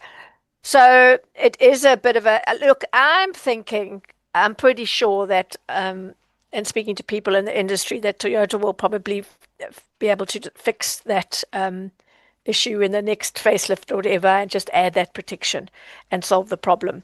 But for the rest, I think the content is also about these safety ratings is to say that, unlike in Europe, not every car that's on sale, not every competitor of the Corolla Cross has been crash tested, right? It might have been crash tested for another market, but not for this market, and that's the most important thing. You can't take a rating that was done in Australia or Europe and say, okay, I feel comfortable because it's got 4 or 5 stars. It's not the same car. You can't assume that. So I've forgotten where I was going with that. I sidetracked myself. Well, let me tell you, I mean, we can continue this conversation right after this spot. And I've got Wendy Nola. She's a consumer journalist talking us through the latest on consumer news. Let's come back and have this conversation right after this. Aubrey Masango. Weekday evenings, 8 to midnight. Interesting part that I need education about is the singling out of Iran as this deeply rogue state. I know that they don't necessarily shoot out the lights in terms of their human rights history. The United States of America has a rogue agency shooting people in the streets. Are they worse than China? China's human rights record is scary. Everybody's friends with China. Show me who we are comparing Iran with when we say that they have a horrific human rights record. Aubrey Masango. 8 to midnight on 702. 702. MasterChef SA is now serving on ETV. The kitchen is fresh, the flavors are sizzling, and the chefs are ready to cook up a proper Mzansi storm. To prep for season 6, dropping soon on ETV, catch MasterChef SA Celebrity Edition, a tasty palate cleanser to reset your appetite. So whether you're a foodie, a flavor chaser, or just love good TV that feels like home, pull up a chair because MasterChef SA is cooking on ETV every Sunday at 6 p.m. To live wealthier, you need to be able to grow your assets. At Standard Bank Private, you get a team of internationally acclaimed financial experts to advise you on local and global investment strategies. Plus, being with a leader in home loans, you can start expanding your property portfolio. So, come live wealthier with Africa's best private bank. Apply online at standardbank.co.za. Standard Bank is an authorized FSP and registered credit provider. T's and C's apply. Different sounds, different worlds. Different artistic expressions, music, art, and and fashion collide. Are you coming? Let's go to the place where the beat drops, the fashion pops, and the art rocks. We're talking Focalistic, Dali Wonga, Mafigi Zolo, Kurt Darren, Matera Doughboy, Zoe Mudija, Claire Johnston from Mango Groove, the Tswani Gospel Choir, and more. Mahindra Fusion Fest, Saturday 7th March, Sunbet Arena. Tickets on Ticketmaster now. See you there. Are your nails discolored, brittle, crumbly, or appear ragged? Are they thickened or starting to lift off the nail bed? You may have a fungal nail infection, which can lead to discomfort, limit your activities, and have a negative impact on your social life because of the embarrassment. New Turbane Nail treats fungal nail infections by directly killing the fungus. It requires no filing before application and dries in about 30 seconds once applied. Ask your pharmacist about New Turbane Nail and say goodbye to fungal nail infections. Across South Africa, thousands of learners face the daily reality of period poverty, and the Dis-Chem Foundation's Million Comforts campaign has been working to change that. By making sanitary products accessible in schools, the program has helped learners show up with confidence and stay focused in class. Today on the Afternoon Drive with John Perlman, we're unpacking what's next for Million Comforts as it steps into a new phase of growth and impact. We'll hear how new partnerships are helping expand the program into areas like hygiene, education, health services, mentorship, life skills training, and career guidance for both girls and boys. Don't miss the important conversation today on Afternoon Drive. The Dis-Chem Foundation, caring for the community, every swipe counts. 702. Nola knows. It's our consumer feature right here on 702 Afternoons. Wendy Nola is a consumer journalist, resident consumer journalist on the show. And she's, helping us make sense of some of the latest consumer news. I want to go to the lines. We've been speaking about cars and, she's been revealing some of the recent ratings on some cars that are really popular in South Africa. And you see a Grand i10 everywhere. You see a Toyota Corolla Cross everywhere. And there are safety concerns based on tests that have been recently done. Ray from Johannesburg, you're ex-CEO of Kia South Africa. Thank you so much for giving us a call. Welcome to the show. Hi, guys. Hi, Wendy. Hello, Ray. Long time. Yeah, long time. Yeah, I'm well into my retirement. So just talking about the NCAP rating. I remember when I launched Kia in South Africa, we never had such things as standards as 5-star NCAP rating in this country. And nobody took issue with it. Now that the world is developing and getting better, yes, technology has improved dramatically, but the standards in South Africa don't require that you have a 5-star NCAP rating. And to chastise a brand that doesn't have a 5-star rating, I think it's unfair. The laws in this country must change. Wendy? Absolutely, but the manufacturers, the automakers, the OEMs, for people who are listening and hear this OEM being banned, but it's the original equipment manufacturers, it's the automakers, they have a choice.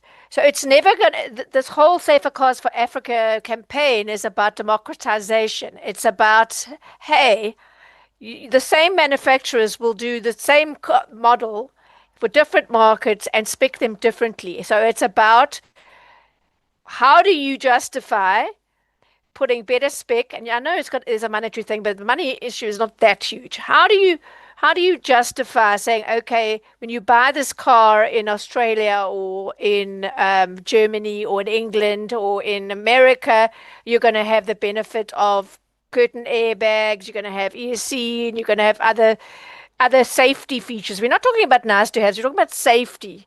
How do you justify saying, oh, you know what, we're going to actually take advantage of the fact that South Africa's standards are ridiculously low and we're just not going to put that spec in? It's just not justifiable, Ray. So at the end of the day, what sells cars? It's price. And at that price point, if you start adding front airbags, side airbags, knee airbags, the cost goes up. And that was what it was all about, affordability. Are customers prepared to take the risk and buy a car that doesn't have a 5-star as opposed to a 0-star? And are they prepared to pay for that price? I think we we're hammering an issue that we shouldn't be hammering. It must be a customer's choice, and it must be made aware that obviously that it doesn't have a 5-star NCAP rating. And what about the ethics of it all, Ray? I mean, because it sounds to me like the lives of Africans are cheap. You know, the fact that we can come here, lower the standards of the car, and they will drive them anyway. And I mean, if they die, they die. That's what it sounds like to me. No, I can tell you, whenever I went to Korea, I never decided whether I was selling cars to black people or white people or black people. It didn't make a difference. It was all about pricing and all the actual features. We were one of the first companies in South Africa to launch the EU hooks for baby seats. Nobody complained about it then, but today it's a big issue. If you don't have them, it's a problem. So I think people must feel free to be able to choose for themselves. Yeah, go ahead there, Wendy. Okay, I want to say first of all I've forgotten the name of them because I'm long out of the small children phase. But what Ray was alluding to there, those safety attachments in the car, that was driven by consumers largely reading about these features in overseas cars and being very focused on their children's safety, sort of wanting to know about them. But I want to make the point that consumers must choose. There is and it's not necessary for all South African cars to have 5-star safety ratings. There is a world of difference between 0 and 5, and so 0 just shouldn't be on the road. End of. Yeah. And it doesn't have to be 5, but it should certainly be minimum 3. We shouldn't be getting sub 3. Then we must look at how we can improve. It's as simple as that. There is no justification in 2026 not to. And the point I was trying to get to before the break was that we must also bear in mind that people who may be listening to us now in cars that are fairly old models, their cars would not do well in these crash tests either. But the point is, we're talking about new cars being sold in the context of 2026 with the technology that is available. So the automakers now have a choice of how they spec. And something that Global NCAP is very scathing of is the practice of, and South African automakers have had a history of this, where they put the very good safety spec only on the top models, not the base models, the cheapest derivatives, and that's why they only test the base models when they're doing a car. They don't. It has to be standard as far as they're concerned. You can put better sound systems in, you can put better mags on, put better, flashier trim, but you shouldn't. The safety features should be standard. Yeah, I mean, look, I wonder how much of this is about just people not knowing and the accessibility to information. Because I wonder how many of our listeners would buy a car if they knew that it had, a 0 rating. I wonder if you are listening, if you knew your vehicle was rated 0, would you buy it and just think because it's cheap, I'm going to continue, or you just didn't know? This is afternoon, 7:02 afternoons, and it's time now for our news headlines. Mikey Malapo standing by. Good afternoon. Thanks, Khomotso. Good afternoon. We begin in the Western Cape, where the city of Cape Town has allocated more than 100 million rand towards its N2 Edge project that will see a security barrier constructed along a stretch of the N2 highway. Mayor Jordan Hill-Lewis has today made the announcement during a speech in council, saying the urban mobility budget will be increased by 7 million rand this year. A further 108 million rand will be allocated to the project next year to cover the bulk of the construction. The Auditor General's office says it's concerned that Tshwane municipality is not doing enough to hold its employees accountable for financial misconduct. The audited financial report for the 2024-2025 financial year was tabled before Tshwane's council today. The report says the capital has recorded more than 5 billion rand in unauthorized, irregular, fruitless and wasteful expenditure. And Union Federation COSATU has called on the Reserve Bank's Monetary Policy Committee to cut the repo rate by 25 basis points at its meeting today. The MPC is set to announce its first decision of the year on policy rates at a highly anticipated briefing at 3 p.m. Those are the headlines. This Eyewitness News and more at 3 o'clock or as it happens. EWN Traffic. Well, at this hour, there's bumper traffic in Waterkloof. This is on the N1 southbound between Linwood Road and Rigel Avenue. Otherwise, the rest of 702 land looking pretty good. No serious accidents have been reported on our highways. However, look out for those faulty traffic lights in Polshof at Witkoppen and Main. Traffic lights also not working in Midrand, Olifantsfontein Road and Old Pretoria Road, as well as all Olifantsfontein Road and the N1 South. If you come across any other traffic issues, please WhatsApp us on 072 702 1702. There's more EWN on air, online, and on the EWN app. There's a new way to experience all your favorites. Pulse Africa, the 24/7 fast channel, now live on PrimeMediaPlus.com and the Prime Media Plus app, bringing you the best of Prime Media around the clock. Watch the biggest moments from 702. It's non-stop entertainment and authentic African storytelling, all from Africa's leading media network. Pulse Africa, only on the PrimeMediaPlus.com and Prime Media Plus app. Water is a scarce resource. That dripping tap, that overwatered lawn, it all adds up. Johannesburg Water urges you to fix on property leaks, reuse grey water, and reduce unnecessary use. They're intensifying leak repairs and upgrading infrastructure to reduce losses. By working together and changing daily habits, water resources can be safeguarded and supplies secured for future generations. Brought to you by Johannesburg Water, a water and sanitation utility that cares. Enjoy the thrill of the Soccer Punters Challenge, Weekend Edition, an all-new platform from Hollywood Bets. You stand a chance to win a share of the 5 million rand jackpot when you bet 5 rand or more on selected EPL matches over the weekend and correctly predict 10 out of 10 winning margins. Or chase the share of the 50,000 rand leaderboard prize. Entry is free. Let this soccer season bring sizzling success. Bet now. T's and C's apply. Hollywood Sportsbook is a licensed betting operator. No persons under the age of 18 years are permitted to gamble. Winners know when to stop. South African Responsible Gambling Foundation toll-free counselling line 0800 006 008 or WhatsApp help to 076 675 0710. Your office is more than just a place to work. It's a reflection of your success. At Desk and Chair, we help you elevate your workspace with locally manufactured desks and a wide range of chairs to suit your style and budget. Our expert consultants are with you every step of the way, from planning to delivery and assembly. Visit our showroom in Midrand or shop online at deskandchair.co.za. Desk and Chair. Think, feel, work better.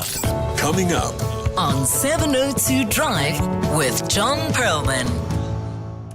All right, it's the 36 minutes after 2. How do you say that right? You say 2:36 in John. How do you say it? Either way is fine, but I would usually say 24 minutes to 3 because we're moving forward. So I always look at where we're going next. Good afternoon, Dr. John. Good afternoon, and good afternoon to all of our listeners. The Madlanga Commission of Inquiry still busy with KZN Hawkshead Major General Lisicha Sinona. Of course, what's changed today for him, apart from the fact that I think it's fair to say another very rough day at the Commission for him in terms of questions asked and answers offered that haven't met with a great deal of approval from, well, it's not a question of approval, but a great weight of plausibility, I think, has been a bit absent. But now there's this national task team that's going to act on the first report of the Madlanga Commission, and he is in their sights. So we'll talk about what's going on at Madlanga between 3 and 3:30. After 5, we'll look at the national task team. Khomotso, I've been asking this question because it happens all the time. Why do disciplinary hearings and processes involving people accused of public sector corruption take so long? You find that people who are, they say, have taken huge amounts of money, nevertheless then earn salaries for up to 2 years. And I must admit, if I'd come into a windfall of a few million, I also wouldn't mind not having to go to work for a couple of years and be paid. It seems to me to be highly inefficient.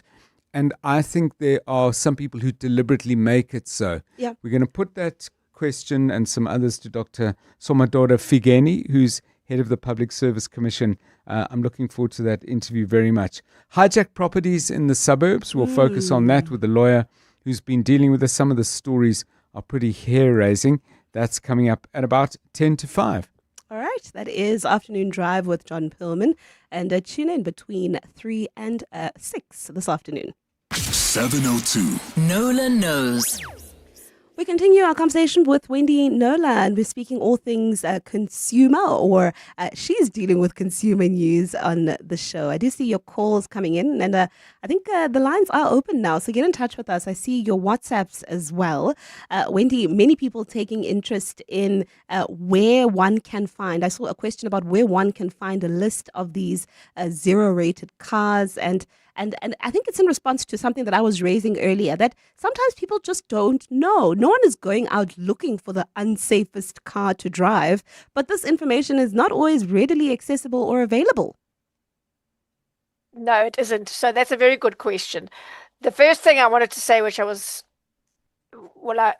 about the fact that not all cars are tested, right? So it's not all that fair on those that are tested. They could argue, well, what about our competitors? They could be the same, they could be worse, they could be better. Nobody knows. But to go and look at the cars that have been tested, South African cars, because if you just if you go to ChatGPT, for example, you might you put your car in there, you might get a result, unless you're looking carefully, that applies to another market, not the car sold in this country. So to look at the tests, the cars that have been tested in the last 9 years as part of this Safer Cars for Africa initiative, you can go to the Automobile Association's website. I should have actually got it to hand before we went to air, but it's very simple. It's automobileassociation.coza or aa.coza. It's very simple. If you just search for Automobile Association, it'll take you there, and it's very nicely laid out. Bear in mind, some of the older ones have been discontinued. They're no longer, all the cars have since had the safety features improved by the manufacturers when presented with these findings. By the way, the manufacturers they're invited to send a representative to that facility outside of Munich to watch the test, and they get kept informed all along, and they get the full report usually a month before it's made public. So they're fully informed of the process all along. I want to go to the lines because I do see the calls coming in. Matthew, you're in Cape Town and you want to speak about a dealership that's taking advantage of a pensioner. Good afternoon. Hi, Khumutso and Wendy. Thanks for having me on the call. Go ahead, please. Hi. Yeah, so my mother is a pensioner and she wanted to buy a car for her small trips. She bought a car in January last year through finance from a reputable dealership, not the famous one. And 14 days after delivery, it broke down with an engine warning message. She returned the car and asked for replacement or cancellation, but the dealer refused and said they fixed the car. It was just a sensor issue, and referred us to the ombudsman. 8 months later, after lots of follow-ups, the ombudsman replied with, if the car is fixed, what's the problem? Please note that during these 8 months, the car was still at the dealership. She never picked it up, but she continued paying her monthly premiums, right? So after that, we went, she fetched the car, and then on the same day that she fetched it, the ombudsman then sent a formal report in favor of the dealership. 2 days later, the car broke down with the same issue.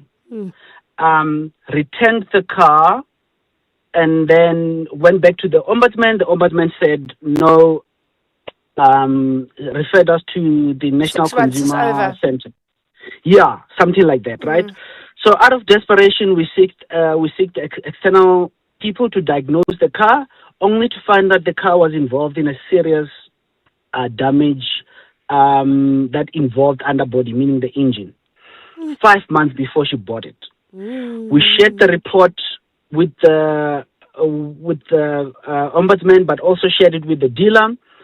The dealer then said they agreed to replace the car like for like or put her in the same position somehow, which included reimbursing her for the now 11 months that she paid these premiums. They showed us the car. She liked the replacement car, but when we saw the invoice, it didn't say anything about, the 11 months premium. When we asked about that, they said, no, it's already included in the discount of the now, car. Which was false because we could see the car online. It was advertised for the same amount that was invoiced to us. Yeah. So fast forward, they eventually agreed to settle the car with the bank.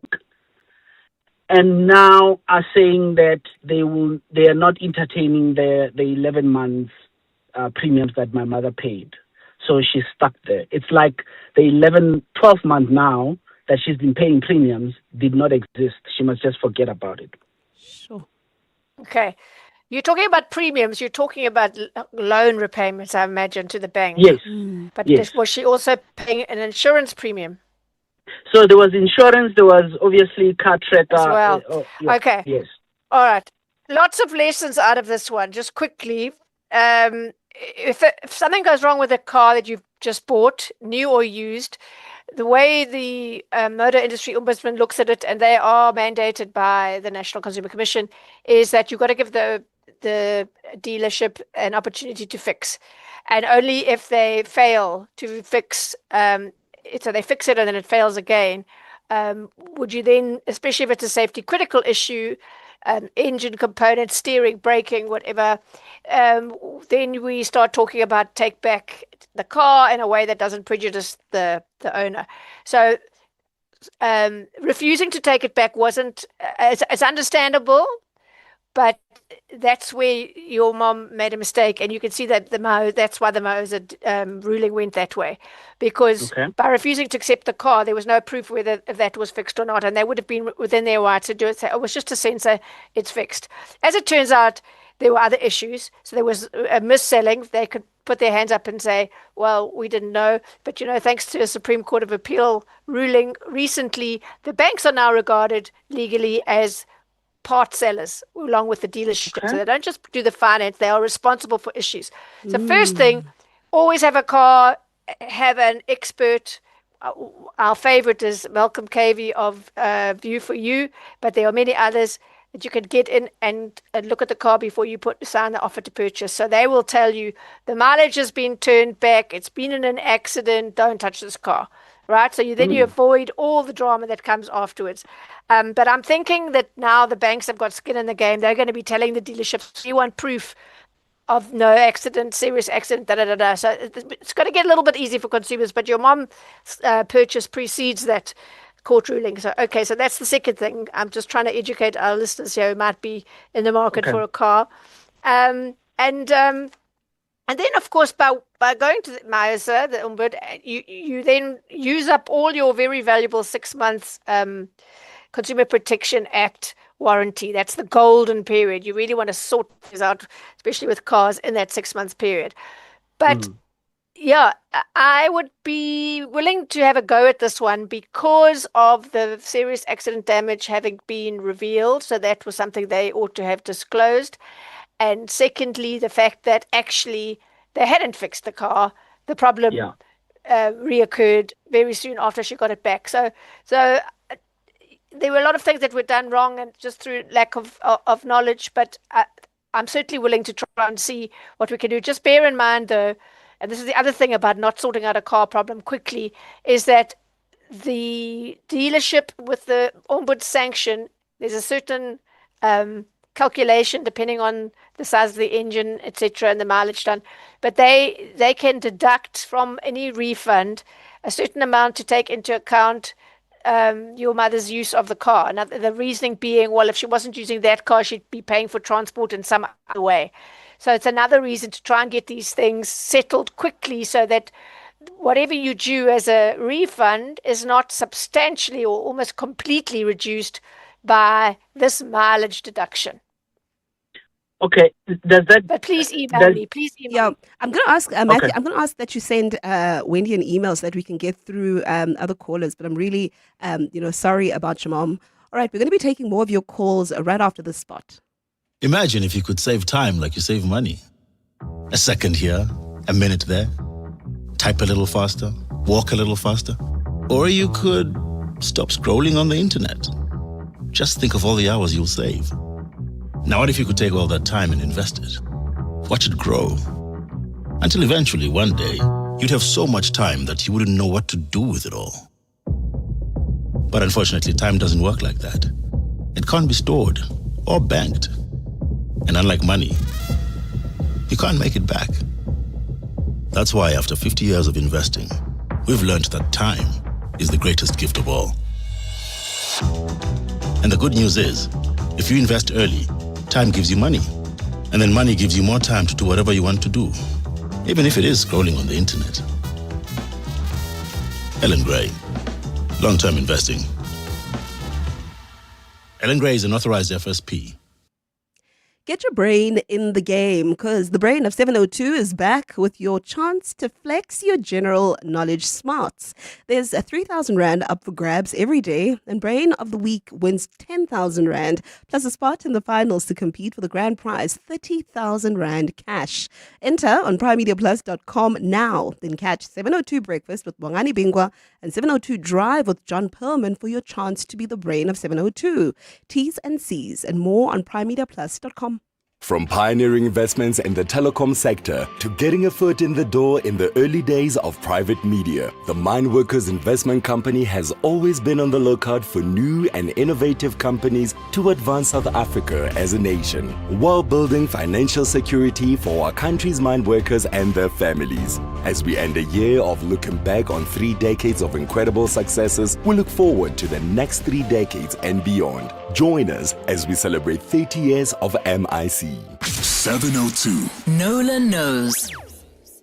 It's a little before 10 minutes before 3, and we're talking all things consumer with our consumer journalist, Wendy Noel. I'm taking more of your calls. I do see them. Let's go to Yash. You've been holding for a while. You're in Johannesburg. Go ahead. Hi, how are you? I'm very well, thank you. What's your question?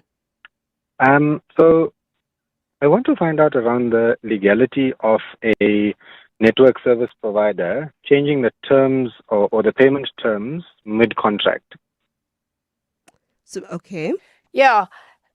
So this is something that annoys cell phone contract holders immensely, intensely, and I am of the view that it shouldn't be allowed.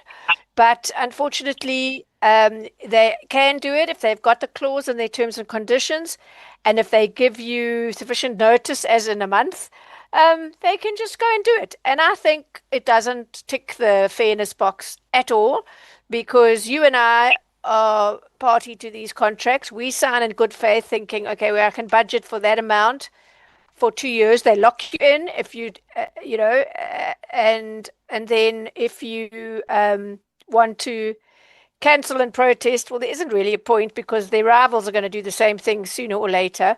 There was a court ruling which says they can't charge you cancellation penalties for data contract cancellations, but the short answer is they can do it. There's no regulator that's going to stop them, and it's going to keep happening. So bear in mind, if you sign a special deal, especially around Black Friday, that a few months later you could and probably will get a little email telling you that the subscription fee is going to go up.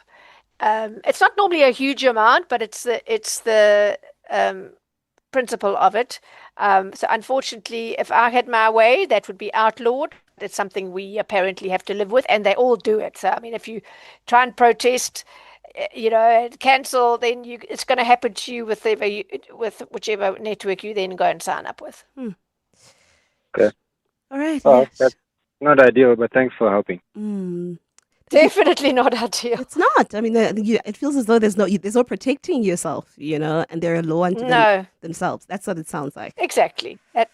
That's my feeling. All right. Let's go to DK. You're in Johannesburg. You want to speak about banking. Good afternoon. Hello? DK, hi, go ahead.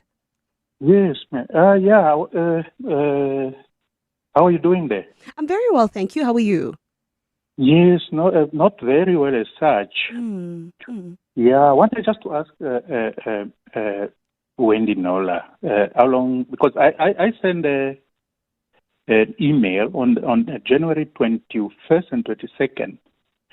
And last week, I also called. The lady who was at the reception that took my email address and promised me that she was going to talk to Wendy and she was going to come back to me, but nothing happened. So, okay, This is you outing me on radio here. No, DK, fair enough.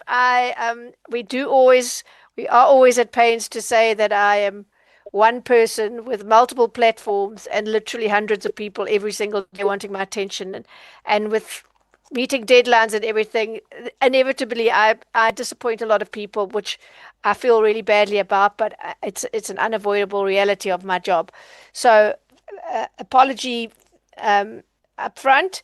Do you want to give me the outline of your issue, or do you want to perhaps just resend your email so I can have a look when I come off air and I can find it easily?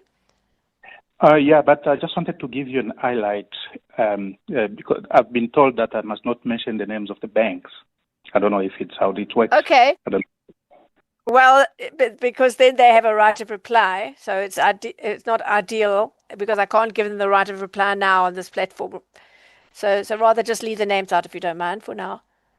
Okay, so I just wanted to, let me just give you an highlight because of the time. I'll just make it short.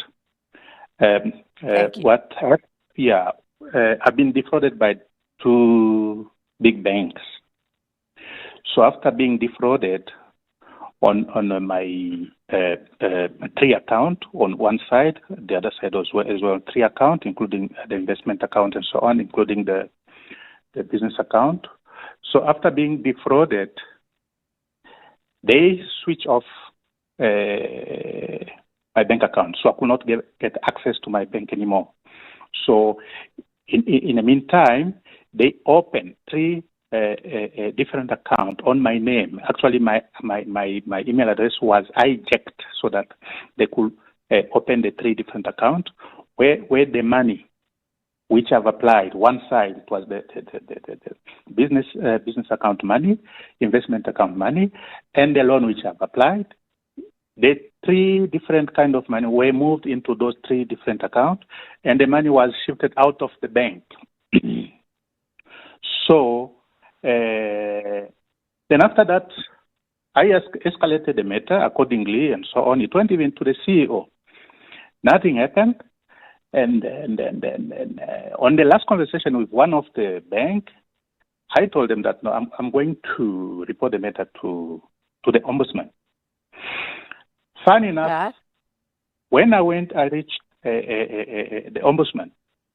It was around 3 o'clock. After I've reported the matter, just 5 minutes when I was getting out, I received a communication from one of the bank that your contract with the bank has been terminated. So you must give us another account where we can transfer the rest of the money. What was the problem? The loan which I applied, they told me that I've submitted a fraudulent document. So till now, that situation happened last year, and I've been dealing with this bank for over 30 years.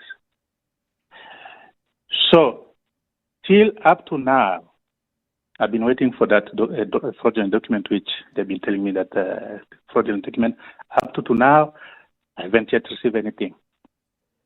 On the other side, the other bank. So what happened after opening the first case?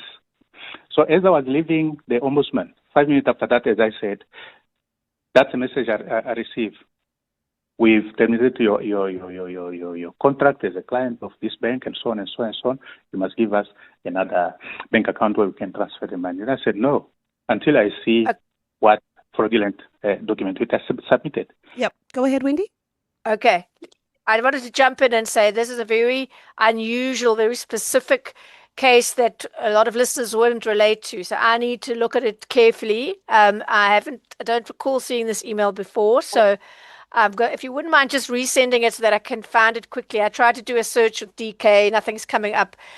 So I'll need you to please resend it and I'll see what I can do. But it's a highly unusual situation, not the usual form of bank fraud where somebody, has a lot of money taken out of their account by a fraudster. Yeah. So I'll have to continue with that off air. And just to say, remember we started with the meat scam. Someone's just emailed me, Karen, to say she fell for it this morning. She lost 1,500 rand. Oh, no. So sorry about that. She was scammed. Shame. Yes. And just also to say for the AA, it is aa.co.za. Just do a search for Safer Cars for Africa and all the results will come up. All right, we are going to have to leave it there. That's Wendy Nola. She's a consumer journalist and she's a resident journalist on the show, helping us make sense of all things consumer. This is 7:02 afternoons with Relebogile Mabotja, but my name is Komotso Mudisa. I'm in for Relebogile this afternoon. Thank you so much for tuning in. We have come to the end of the show. We do it again tomorrow, and tomorrow is the Friday edition, so I'm looking forward to that. Thank you for tuning in, and thank you for choosing 7:02. For now, though, it's goodbye. Whether it is a CCMA referral, problems with a mechanic, unfair blacklisting, or an uncontested divorce, Clientele Legal offers professional legal services to all South Africans. Our plans are affordable, and you receive up to 745,000 Rand worth of legal services per year. We cover civil, criminal, and labor-related matters. Our nationwide legal teams are standing by to support you 24 hours a day. Plus, all plans include a 5,000 Rand bail benefit. Join today. SMS Legal to 48721. That's legal to 48721. Clientele General is an authorized FSP and licensed non-life insurer. T's and C's online. Standard rates apply. It's Gauteng's biggest rugby showdown. Ellis Park Stadium comes alive this Saturday as the Lions take on the Vodacom Bulls in the Vodacom United Rugby Championship. It's the ultimate local derby, and bragging rights are on the line. Don't miss the intensity, the passion, and the pride of two giants going head-to-head. Get your tickets now at ticketpros.co.za. Come early and soak up the full Ellis Park matchday experience. Joburg, let's get behind the Lions. You may not know this, but that genius, Albert Einstein, he never wore socks. Which proves that even the smartest people aren't always smart. But you can shop like an absolute genius at Deco Furniture with unbeatable deals on office chairs, desks, and much more. Plus up to 50% off end-of-range items. Work smarter, study smarter, and definitely shop smarter at Deco Furniture right now, in-store or at decofurnsa.co.za. This is EWN. Tshwane Mayor says corrupt heads will roll in the metro, and City of Cape Town builds multi-million rand wall separating township of Langa and surrounding suburbs.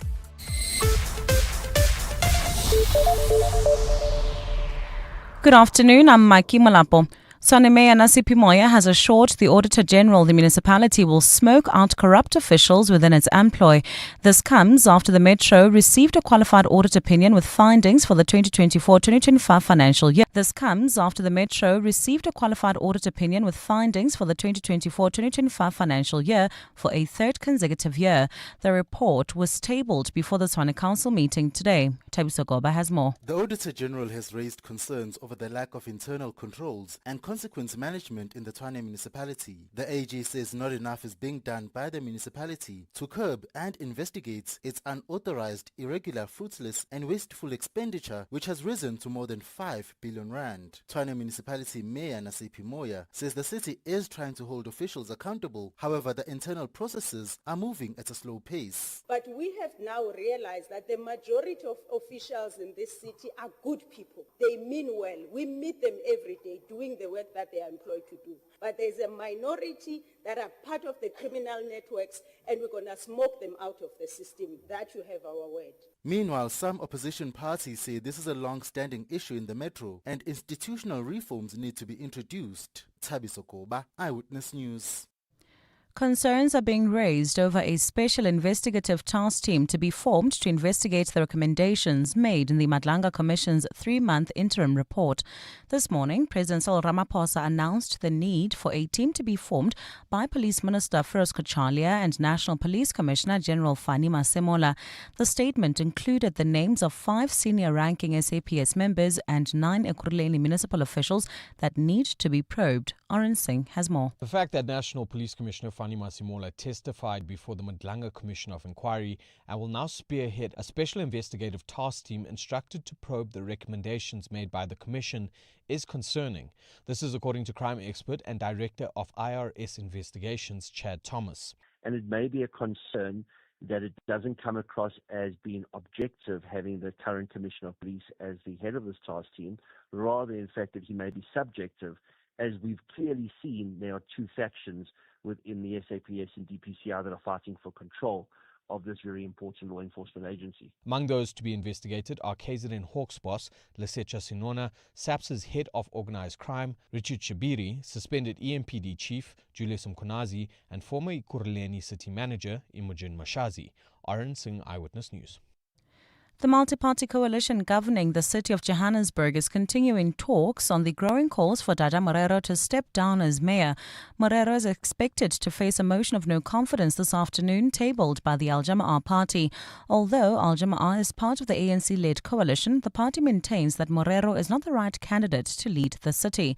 Alfa Ramushana reports. The ANC in Johannesburg is split, with one faction wanting Dada Morero to resign and another calling for him to remain as the mayor. However, the party's Secretary General Fikile Mbalula says removing Morero would destabilize the ANC ahead of the local government elections. The coalition is expected to decide whether the motion of no confidence will proceed. Action SA caucus leader Marcel Cotriers says the ANC should fix its internal divisions outside council. Action SA will abstain from this motion of no confidence. This is not because the current administration has succeeded. It has been objectively disastrous, but because removing a mayor without a credible plan for what comes next is just reckless.